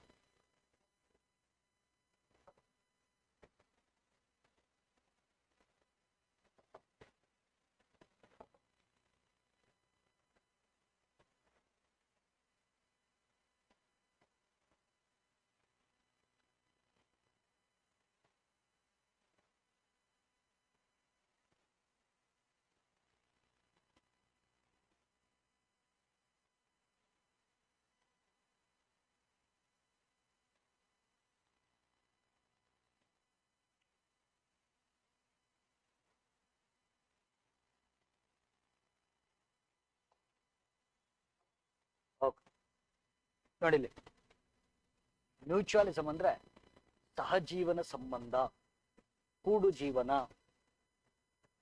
ಸಿಂಬಯೋಟಿಕ್ ರಿಲೇಶನ್ಶಿಪ್, ಸಾಕಷ್ಟು ಪದಗಳಿಂದ ಕರೀತೀವಿ. ಸರಿ, ಸಮುದ್ರದಲ್ಲಿ ಒಂದು ಸೂಕ್ಷ್ಮ ಜೀವಿ. ಸೂಕ್ಷ್ಮ ಜೀವಿ ಏನಕ್ಕಿಂತ ಇಟ್ಸ್ ಎ ಟೈನಿ ಅನಿಮಲ್, ಸಣ್ಣ ಪ್ರಾಣಿ. ಇದ್ರ ಹೆಸರು ಕೋರಲ್ ಪಾಲಿಪ್ ಅಂತ. ಏನ್ ಕರಿತೀವಿ? Coral polyp. It's A tiny animal which lives in oceans, marine ecosystem. ಅದ್ರ ಜೊತೆಗೆ ಒಂದು ಪಾಚಿ ವಾಸ ಮಾಡುತ್ತೆ, ಪಾಚಿ, ಝೂಕ್ಸಾಂಥೆಲೆ. ಆಯ್ತಾ? ಈ ಎರಡು ನೋಡಿ, ಯಾವುದು ಟೈನಿ ಅನಿಮಲ್ಲು, ಯಾವುದು ಒಂದು ಪ್ರಾಣಿ, ಯಾವುದು ಪಾಚಿ, ಯಾವುದು ಆಲ್ಗೆ ಅನ್ನೋದು ಗೊತ್ತಿರಬೇಕು. So coral polyp is a tiny animal, while ಬೇರೆ ಝೂಕ್ಸಾಂಥೆಲೆ ಇಸ್ ಎ ಪಾಚಿ. ಓಕೆ ಓಕೆ, ಈ ಎರಡು ಆರ್ಗನಿಸಮ್ ಏನ್ ಮಾಡುತ್ತೆ, ಒಂದು ರಿಲೇಶನ್ಶಿಪ್ ಎಂಟರ್ ಆಗ್ತದೆ. This relationship is called as symbiotic relationship, ಸಹಜೀವನ ಸಂಬಂಧ. ಹಂಗಂದ್ರೆ ಏನ್ ಸರ್, ಇದನ್ ಬಿಟ್ಟು ಇದಿರಲ್ಲ, ಇದನ್ ಬಿಟ್ಟು ಇದಿರಲ್ಲ. ಯಾಕೆಂದ್ರೆ ಇದು ಬದುಕಬೇಕಾದ್ರೆ ಇದ್ರ ಮೇಲೆ ಡಿಪೆಂಡ್ ಆಗಿರುತ್ತೆ, ಇದು ಬದುಕೋದಕ್ಕೆ ಇದ್ರ ಮೇಲೆ ಡಿಪೆಂಡ್ ಆಗಿರುತ್ತೆ. ಹಾಗಾದ್ರೆ explain the symbiotic relationship that exist between coral polyp and zooxanthellae. Okay, ಈ ಕೋರಲ್ ಪಾಲಿಪ್ ಎನ್ನುವಂತ ಮೈಕ್ರೋ ಆರ್ಗನಿಸಮ್ ಅಥವಾ ಟೈನಿ ಆನಿಮಲ್, ಇದು ಬದುಕಬೇಕು ಅಂದ್ರೆ ಫುಡ್ ಬೇಕು. ಫುಡ್, ಈ ಫುಡ್ ಅನ್ನು ಯಾರು ಕೊಡ್ತಿರ್ತಾರೆ? ಝೂಕ್ಸಾಂಥೆಲೆ ಕೊಡ್ತಾರೆ. ಆಯ್ತಾ? ಈ ಝೂಕ್ಸಾಂಥೆಲೆ ಫುಡ್ ಪ್ರಿಪೇರ್ ಮಾಡಬೇಕು ಅಂತಂದ್ರೆ ಫೋಟೋಸಿಂಥಸಿಸ್ ಮಾಡಬೇಕು. ಫೋಟೋಸಿಂಥಸಿಸ್ ಕಾರ್ಬನ್ ಡೈಆಕ್ಸೈಡ್ ಬೇಕು. ಈ ಕಾರ್ಬನ್ ಡೈಆಕ್ಸೈಡ್ ಯಾರು ಕೊಡ್ತಿರ್ತಾರೆ? ಕೋರಲ್ ಪಾಲಿಪ್ ಕೊಡ್ತಾರೆ. ಸೊ ದಿಸ್ ಇಸ್ ಸಿಂಬ, ಅಂದ್ರೆ ಇದ್ರ ಮೇಲೆ ಅದು ಡಿಪೆಂಡ್ ಆಗಿರುತ್ತೆ, ಅದ್ರ ಮೇಲೆ ಇದು ಡಿಪೆಂಡ್ ಆಗಿರುತ್ತೆ. This relationship is called symbiotic relationship. Plus plus. Okay, so plus plus example for mutualism. ಇನ್ನು ಮುಂದುವರಿದ ಭಾಗ ಹೇಳ್ತೇವೆ. ಓಕೆ, ಈ ಝೂಕ್ಸಾಂಥೆಲೆ ನೋಡಿ, ಈ ಝೂಕ್ಸಾಂಥೆಲೆ ಫುಡ್ ಕೊಡ್ತಾ ಇದೆ coral polyp. Okay, coral polyp. So coral polyp ಬೆಳೀತಾ ಹೋಯ್ತು, ಕೋರಲ್ ಪಾಲಿಪ್ ಕೇಳಿಸ್ಕೊಳ್ಳಿ. ಓಕೆ, ಸೊ ಕೋರಲ್ ಪಾಲಿಪ್ ಬೆಳೀತಾ ಹೋಯ್ತು. ಕೋರಲ್ ಪಾಲಿಪ್ ಸತ್ತ ಮೇಲೆ ಅದರ ಸ್ಕೆಲಿಟಲ್ ಸ್ಟ್ರಕ್ಚರ್ಸ್ ಇರುತ್ತಲ್ಲ, ಕೋರಲ್ ಪಾಲಿಪ್ ಸತ್ತ ಮೇಲೆ ಅದರ skeletal structures. Okay, skeletal structure ನೋಡ್ರಿ, ಈ ಸ್ಕೆಲಿಟನ್ ಒಳಗಡೆ ಏನಿರುತ್ತೆ? ಸುಣ್ಣ ಇರುತ್ತೆ. ಓಕೆ, ಕ್ಯಾಲ್ಸಿಯಂ ಕಾರ್ಬೋನೇಟ್ ಇರುತ್ತೆ, ಹೌದಾ ಇಲ್ಲ? ಹಲ್ಲೊಳಗೆ ಏನಿರುತ್ತೆ? Calcium carbonate. ಸ್ಕೆಲಿಟನ್ ಬೋನ್ ಒಳಗಡೆ ಏನಿರುತ್ತೆ? ಓಕೆ, ಈ ಕೋರಲ್ ಪಾಲಿಪ್ ಸತ್ತ ಮೇಲೆ ಅದು ಸ್ಕೆಲಿಟಲ್ ಸ್ಟ್ರಕ್ಚರ್ ಉಳ್ಕೊಳ್ಳುತ್ತೆ. ಓಕೆ, ಅಂದ್ರೆ ಸುಣ್ಣದ ಕಲ್ಲಿನ ಬಂಡೆಗಳ ರೀತಿ ಉಳ್ಕೊಳ್ಳುತ್ತೆ. ಓಕೆ, ಈ ಸುಣ್ಣದ ಕಲ್ಲಿನ ಬಂಡೆಗಳನ್ನ ನಾವೇನ್ ಕರಿತೀವಿ? ಕೋರಲ್ ರೀಫ್ಸ್ ಅಂತ ಕರಿತೀವಿ. ಓಕೆ, ಕೋರಲ್ ರೀಫ್ಸ್ ಕನ್ನಡದಲ್ಲಿ ಹವಳದ ದಿಬ್ಬಗಳು ಅಥವಾ ಹವಳದ ಬಂಡೆಗಳು. Coral reefs are nothing but the skeletal structures ಅಥವಾ the remains of coral polyps which are made of calcium carbonate. ಸುಣ್ಣದ ಕಲ್ಲಿನ ಬಂಡೆಗಳು ಅಥವಾ ಹವಳದ ದಿಣ್ಣೆಗಳು ಅಂತ ಕರೀತಾರೆ.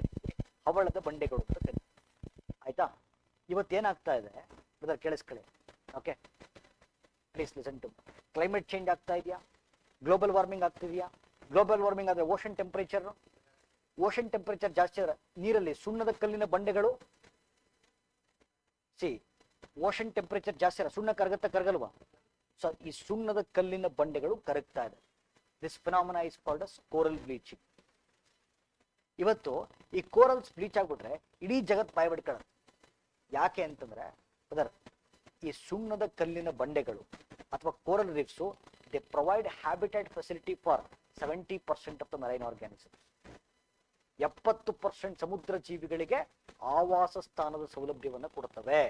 ಆದ್ರೆ ನಾವು ಓಷನ್ ಟೆಂಪರೇಚರ್ ಜಾಸ್ತಿ ಆಗ್ತಿರೋದ್ರಿಂದ, ಕ್ಲೈಮೇಟ್ ಚೇಂಜ್ ಜಾಸ್ತಿ ಆಗ್ತಿರೋದ್ರಿಂದ ಇವುಗಳು ಕರಗ್ತಾ ಇದಾವೆ. This has become A global concern. Understood ours? So this is your basics of ecology and ecosystem.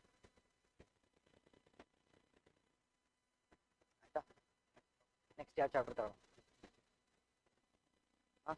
Which chapter you want? 5 ನಿಮಿಷ ಬ್ರೇಕ್ ತಗೊಳ್ಳೋಣ.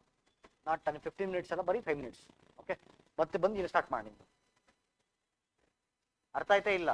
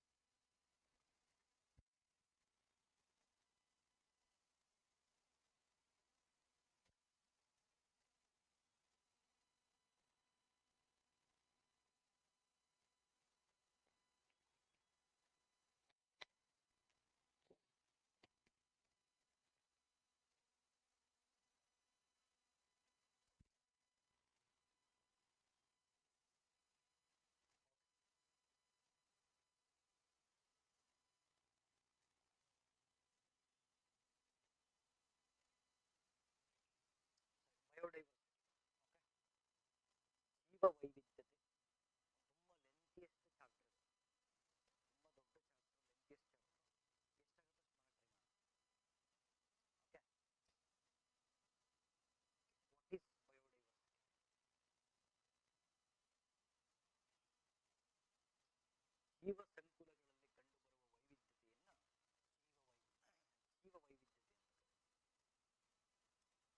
ಜೀವ ಸಂಕುಲಗಳಲ್ಲಿ ಕಂಡುಬರುವ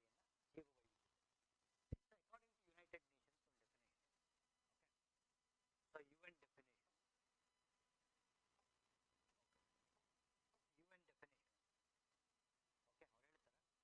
ಅವ್ರು ಹೇಳ್ತಾರೆ ಭೂ ಪರಿಸರ ವ್ಯವಸ್ಥೆ, ಜಲ ಪರಿಸರ ವ್ಯವಸ್ಥೆ ಮತ್ತು ಸಮುದ್ರಗಳ ಪರಿಸರ ವ್ಯವಸ್ಥೆಯಲ್ಲಿ ಕಂಡುಬರುವ ಜೀವ ಸಂಕುಲಗಳ ಕೇಳಿಸ್ಕೋಬೇಕು. ಓಕೆ, ಅವರು ಈಗ ನೋಡಿ, ವಿ ಹ್ಯಾವ್ ಟೂ ಇಕೋಸಿಸ್ಟಮ್ಸ್, ಒಂದು terrestrial ecosystem, aquatic ecosystem. Terrestrial ecosystem, aquatic ecosystem. Biodiversity terrestrial ecosystem ಅಲ್ಲಿ ಜಾಸ್ತಿ ಇದೆಯಾ, ಅಕ್ವಾಟಿಕಲ್ ಜಾಸ್ತಿ ಇದೆಯಾ? ಅಕ್ವಾಟಿಕಲ್ ಜಾಸ್ತಿ ಇದೆ. ಅಂದ್ರೆ ಅದರಲ್ಲೂ ಎಲ್ಲಿ ಜಾಸ್ತಿ ಇದೆ? ಮೆರೈನ್ ಇಕೋಸಿಸ್ಟಮ್ ಅಲ್ಲಿ ಜಾಸ್ತಿ ಇದೆ. Okay, so according to United Nation, the varieties of forms of life present in terrestrial, aquatic and marine ecosystem is called as biodiversity. ವಿಶ್ವಸಂಸ್ಥೆ ವ್ಯಾಖ್ಯಾನ: ಭೂಪರಿಸರ, ಜಲಪರಿಸರ ಮತ್ತು ಸಮುದ್ರಗಳ ಪರಿಸರ ವ್ಯವಸ್ಥೆಯಲ್ಲಿ ಕಂಡುಬರುವ ಜೀವ ಸಂಕುಲದ ವೈವಿಧ್ಯತೆಯನ್ನ ಜೀವ ವೈವಿಧ್ಯತೆ ಅಂತ ಕರೆದು. ಓಕೆ ಸರ್, ಜಗತ್ತಿನ ಒಟ್ಟು ಬಯೋಡೈವರ್ಸಿಟಿ ಎಷ್ಟಿದೆ ಸರ್ ಅಂತ ನೀವು ಕೇಳಿದ್ರೆ, ಇಟ್ ಈಸ್ 1.5 ಮಿಲಿಯನ್ ಸ್ಪೀಶೀಸ್. ಈಗ lion population, tiger population, cheetah population, rhino population, human population, ಈ ತರ 15 ಲಕ್ಷ ಪ್ರಭೇದಗಳಿವೆ. ಓಕೆ, we have 15 lakh species across the globe. ಹಾಗಾಗಿ ಓಕೆ ನೋಡಿ, ಇಷ್ಟು ರಿಚ್ ಆಗಿರುವಂತ ಬಯೋಡೈವರ್ಸಿಟಿ, ಎಷ್ಟು earth is a gifted planet ಅನ್ನೋದು ಇದಕ್ಕೇನೆ. ಬೇರೆ ಪ್ಲಾನೆಟ್ ಅಲ್ಲಿ ಒಂದು ಸೊಳ್ಳೆನೂ ಇಲ್ಲ, ಒಂದು ನೊಣನೂ ಇಲ್ಲ, ಓಲಿ ಒಂದು ಅಮೀಬನೂ ಇಲ್ಲ. But earth is gifted with 15 lakh species. ಹಾಗಾಗಿ ಬಯೋಡೈವರ್ಸಿಟಿಯ ಕುರಿತಂತೆ ಜನಜಾಗೃತಿಯನ್ನು ಮೂಡಿಸಲಿಕ್ಕೋಸ್ಕರ ಪ್ರತಿ ವರ್ಷ ಮೇ 22ನೇ ತಾರೀಕನ್ನ ವರ್ಲ್ಡ್ ಬಯೋಡೈವರ್ಸಿಟಿ ಡೇ ಅಂತ ಕರಿತೀವಿ. ವಿಶ್ವ ಜೀವ ವೈವಿಧ್ಯತೆಯ ದಿನ. ಅಂಡ್ ನೋಡಿ, ಯುನೈಟೆಡ್ ನೇಷನ್ ಜನರಲ್ ಅಸೆಂಬ್ಲಿ ಏನ್ ಮಾಡಿದೆ, 2011ರಿಂದ 2020 ಇಂಟರ್ನ್ಯಾಷನಲ್ ಬಯೋಡೈವರ್ಸಿಟಿ ಡಿಕೇಡ್ ಅಂತ ಕರೆದಿದೆ. ಇಂಟರ್ನ್ಯಾಷನಲ್ ಬಯೋಡೈವರ್ಸಿಟಿ ಡಿಕೇಡ್, ಅಂತಾರಾಷ್ಟ್ರೀಯ ಜೀವ ವೈವಿಧ್ಯತೆಯ ದಶಕ. ಡೆಫಿನೇಷನ್ ಆಯ್ತು. ಈಗ ನಾವು ಕ್ಯಾನ್ಸಲ್ ಮಾಡೋದು.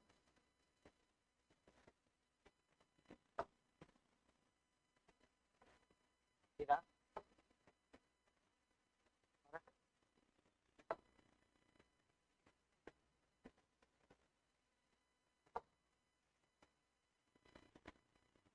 ಹೆಂಗ್ cancel ಮಾಡಿದಾಗ್ಲೇ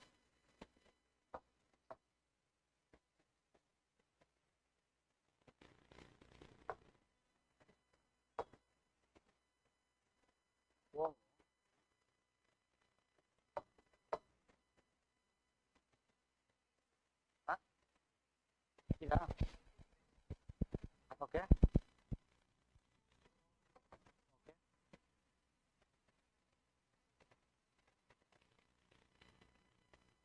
but how to exit from this?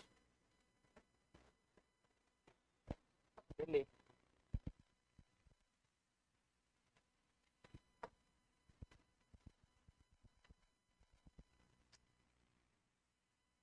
Ma'am?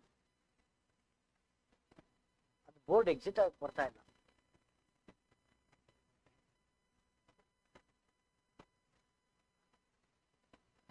ಬೇರೆ ಟೀಚರ್ಸ್ ಹೆಂಗ್ ಮಾಡ್ತಾರೆ?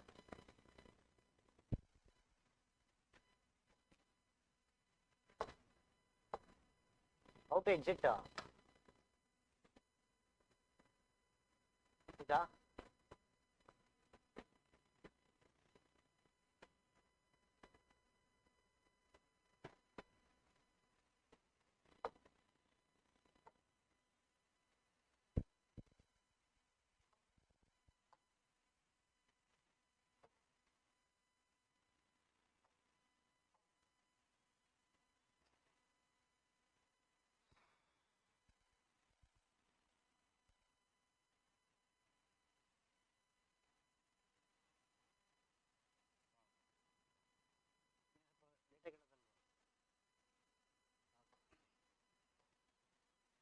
So we have types of biodiversity.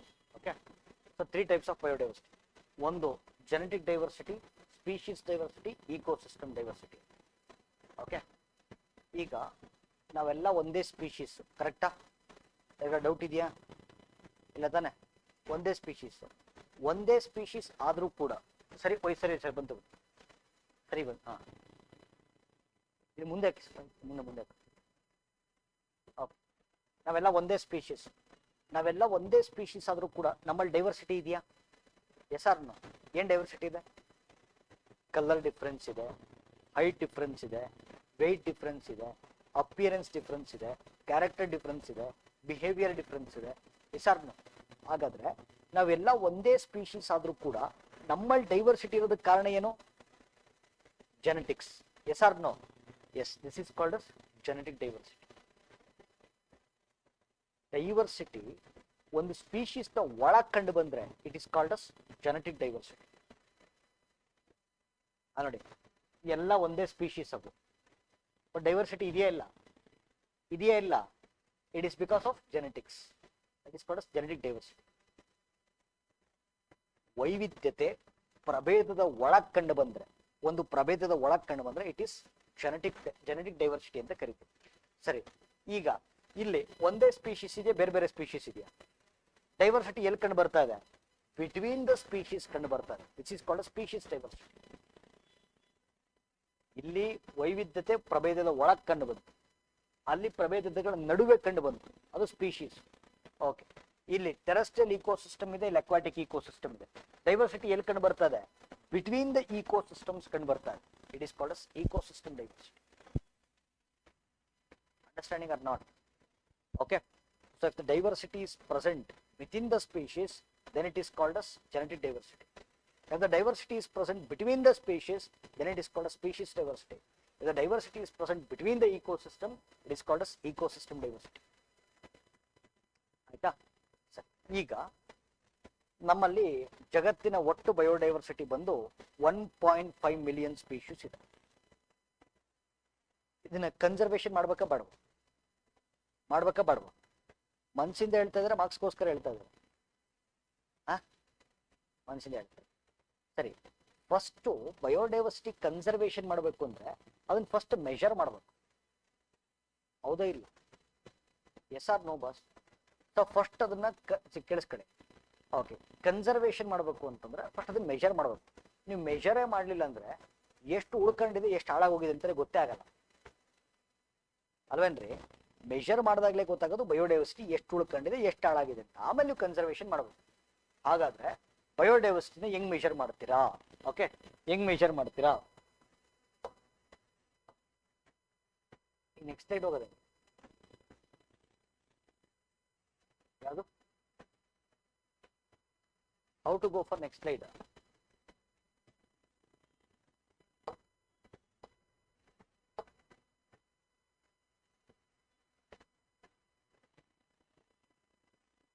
Move ಮಾಡಿದ್ರೆ ಬ್ರದರ್ ಹಿಂಗ್ ಬರೆಯುತ್ತದೆ.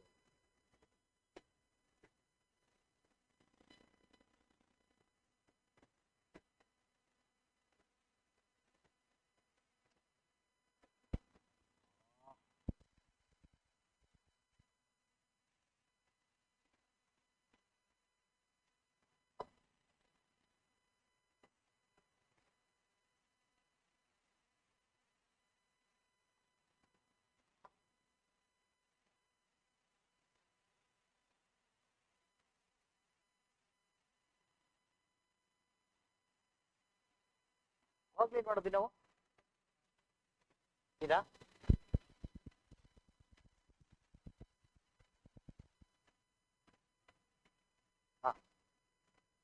ಓಕೆ. ಸೊ ಈಗ ನೋಡಿ, ಬಯೋಡೈವರ್ಸಿಟಿ ಮೆಷರ್ ಮಾಡಬೇಕು. ಓಕೆ,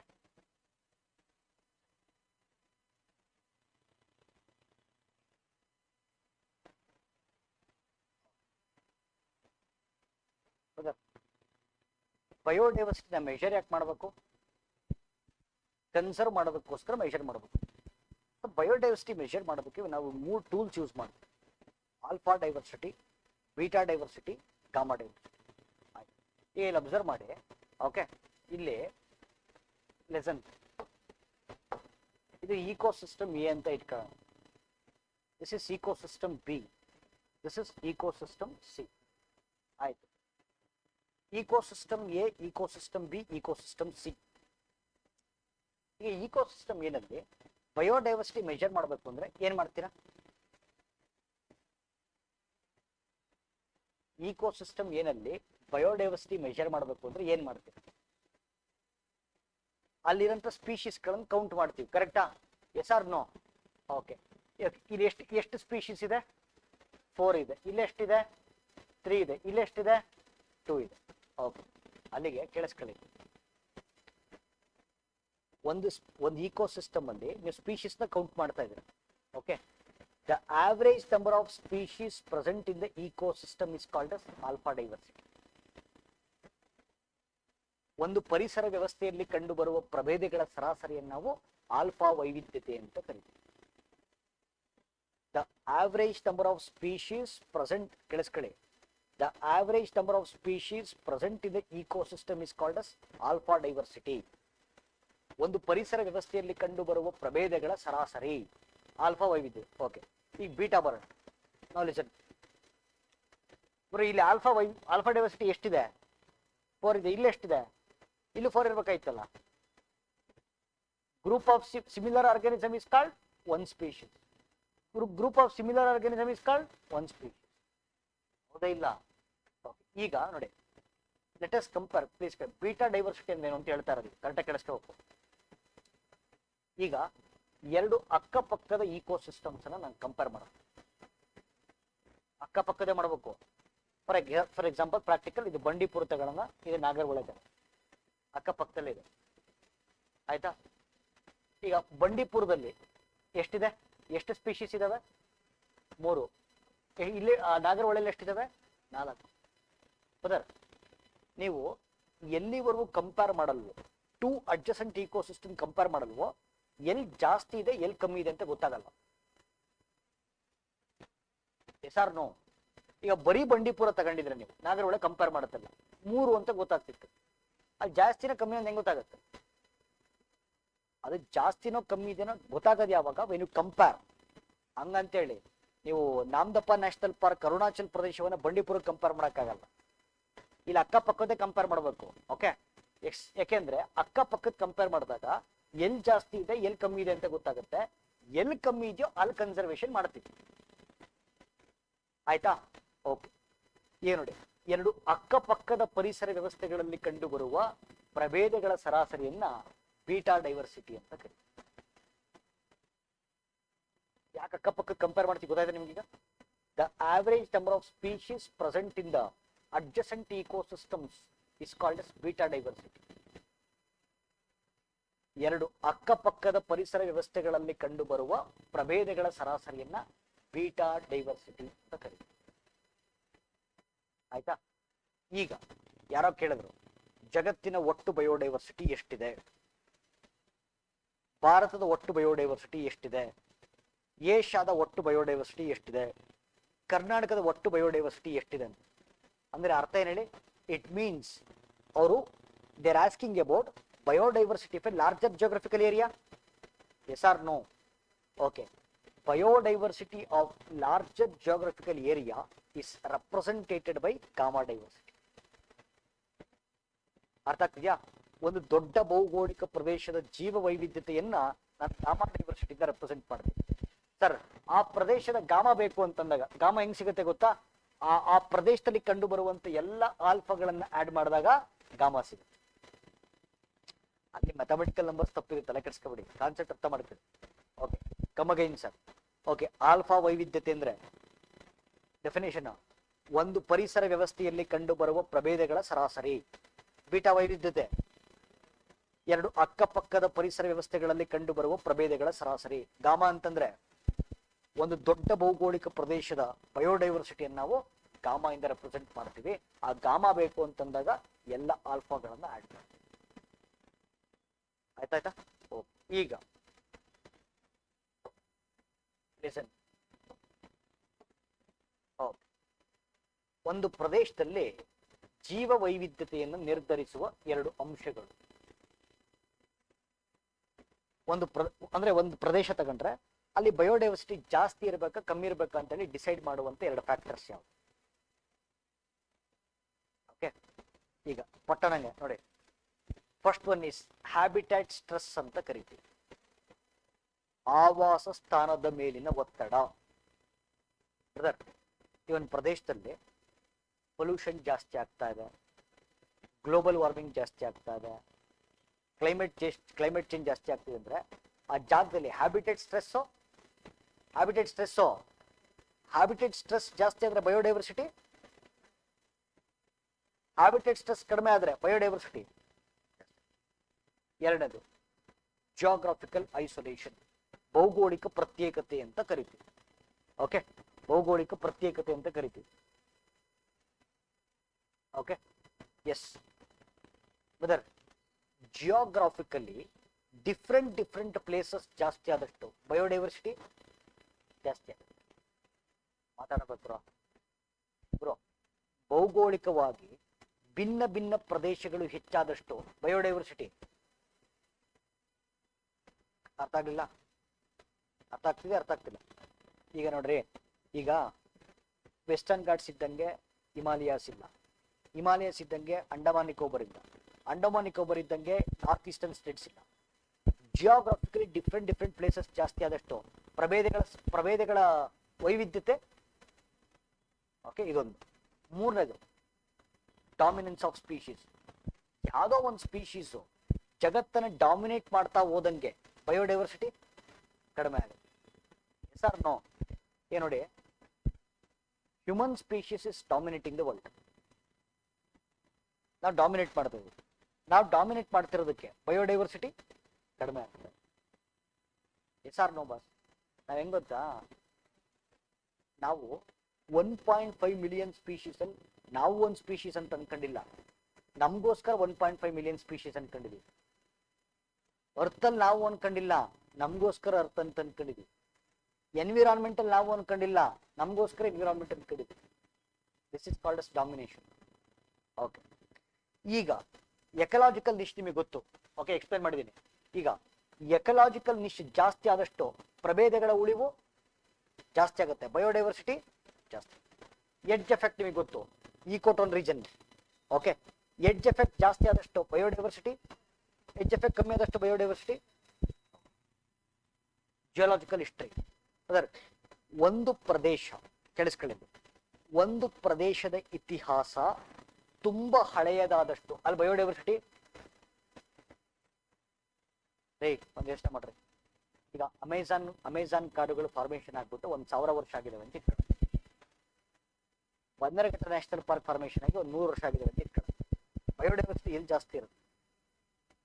ಒಂದು ಪ್ರದೇಶದ ಇತಿಹಾಸ ಹಳೆಯದಾದಷ್ಟು ಅಲ್ಲಿ ಬಯೋಡೈವರ್ಸಿಟಿ, ಒಂದು ಪ್ರದೇಶದ ಇತಿಹಾಸ ಚಿಕ್ಕದಾದಷ್ಟು ಬಯೋಡೈವರ್ಸಿಟಿ.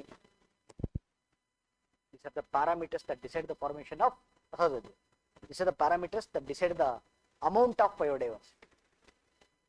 ಈಗ ಪಟ್ಟಣಂಗೆ ಹ್ಯಾಬಿಟೇಟ್ ಸ್ಟ್ರೆಸ್ ಕಡಿಮೆ ಆದಷ್ಟು ಬಯೋಡೈವರ್ಸಿಟಿ. ಜೋರಾಗಿ ಹೇಳಬೇಕು. ಹ್ಯಾಬಿಟೇಟ್ ಸ್ಟ್ರೆಸ್ ಕಡಿಮೆ ಆದಷ್ಟು ಬಯೋಡೈವರ್ಸಿಟಿ. ಓಕೆ, ಜಿಯೋಗ್ರಾಫಿಕಲಿ ಡಿಫ್ರೆಂಟ್ ಪ್ಲೇಸಸ್ ಕಡಿಮೆ ಆದಷ್ಟು ಬಯೋಡೈವರ್ಸಿಟಿ.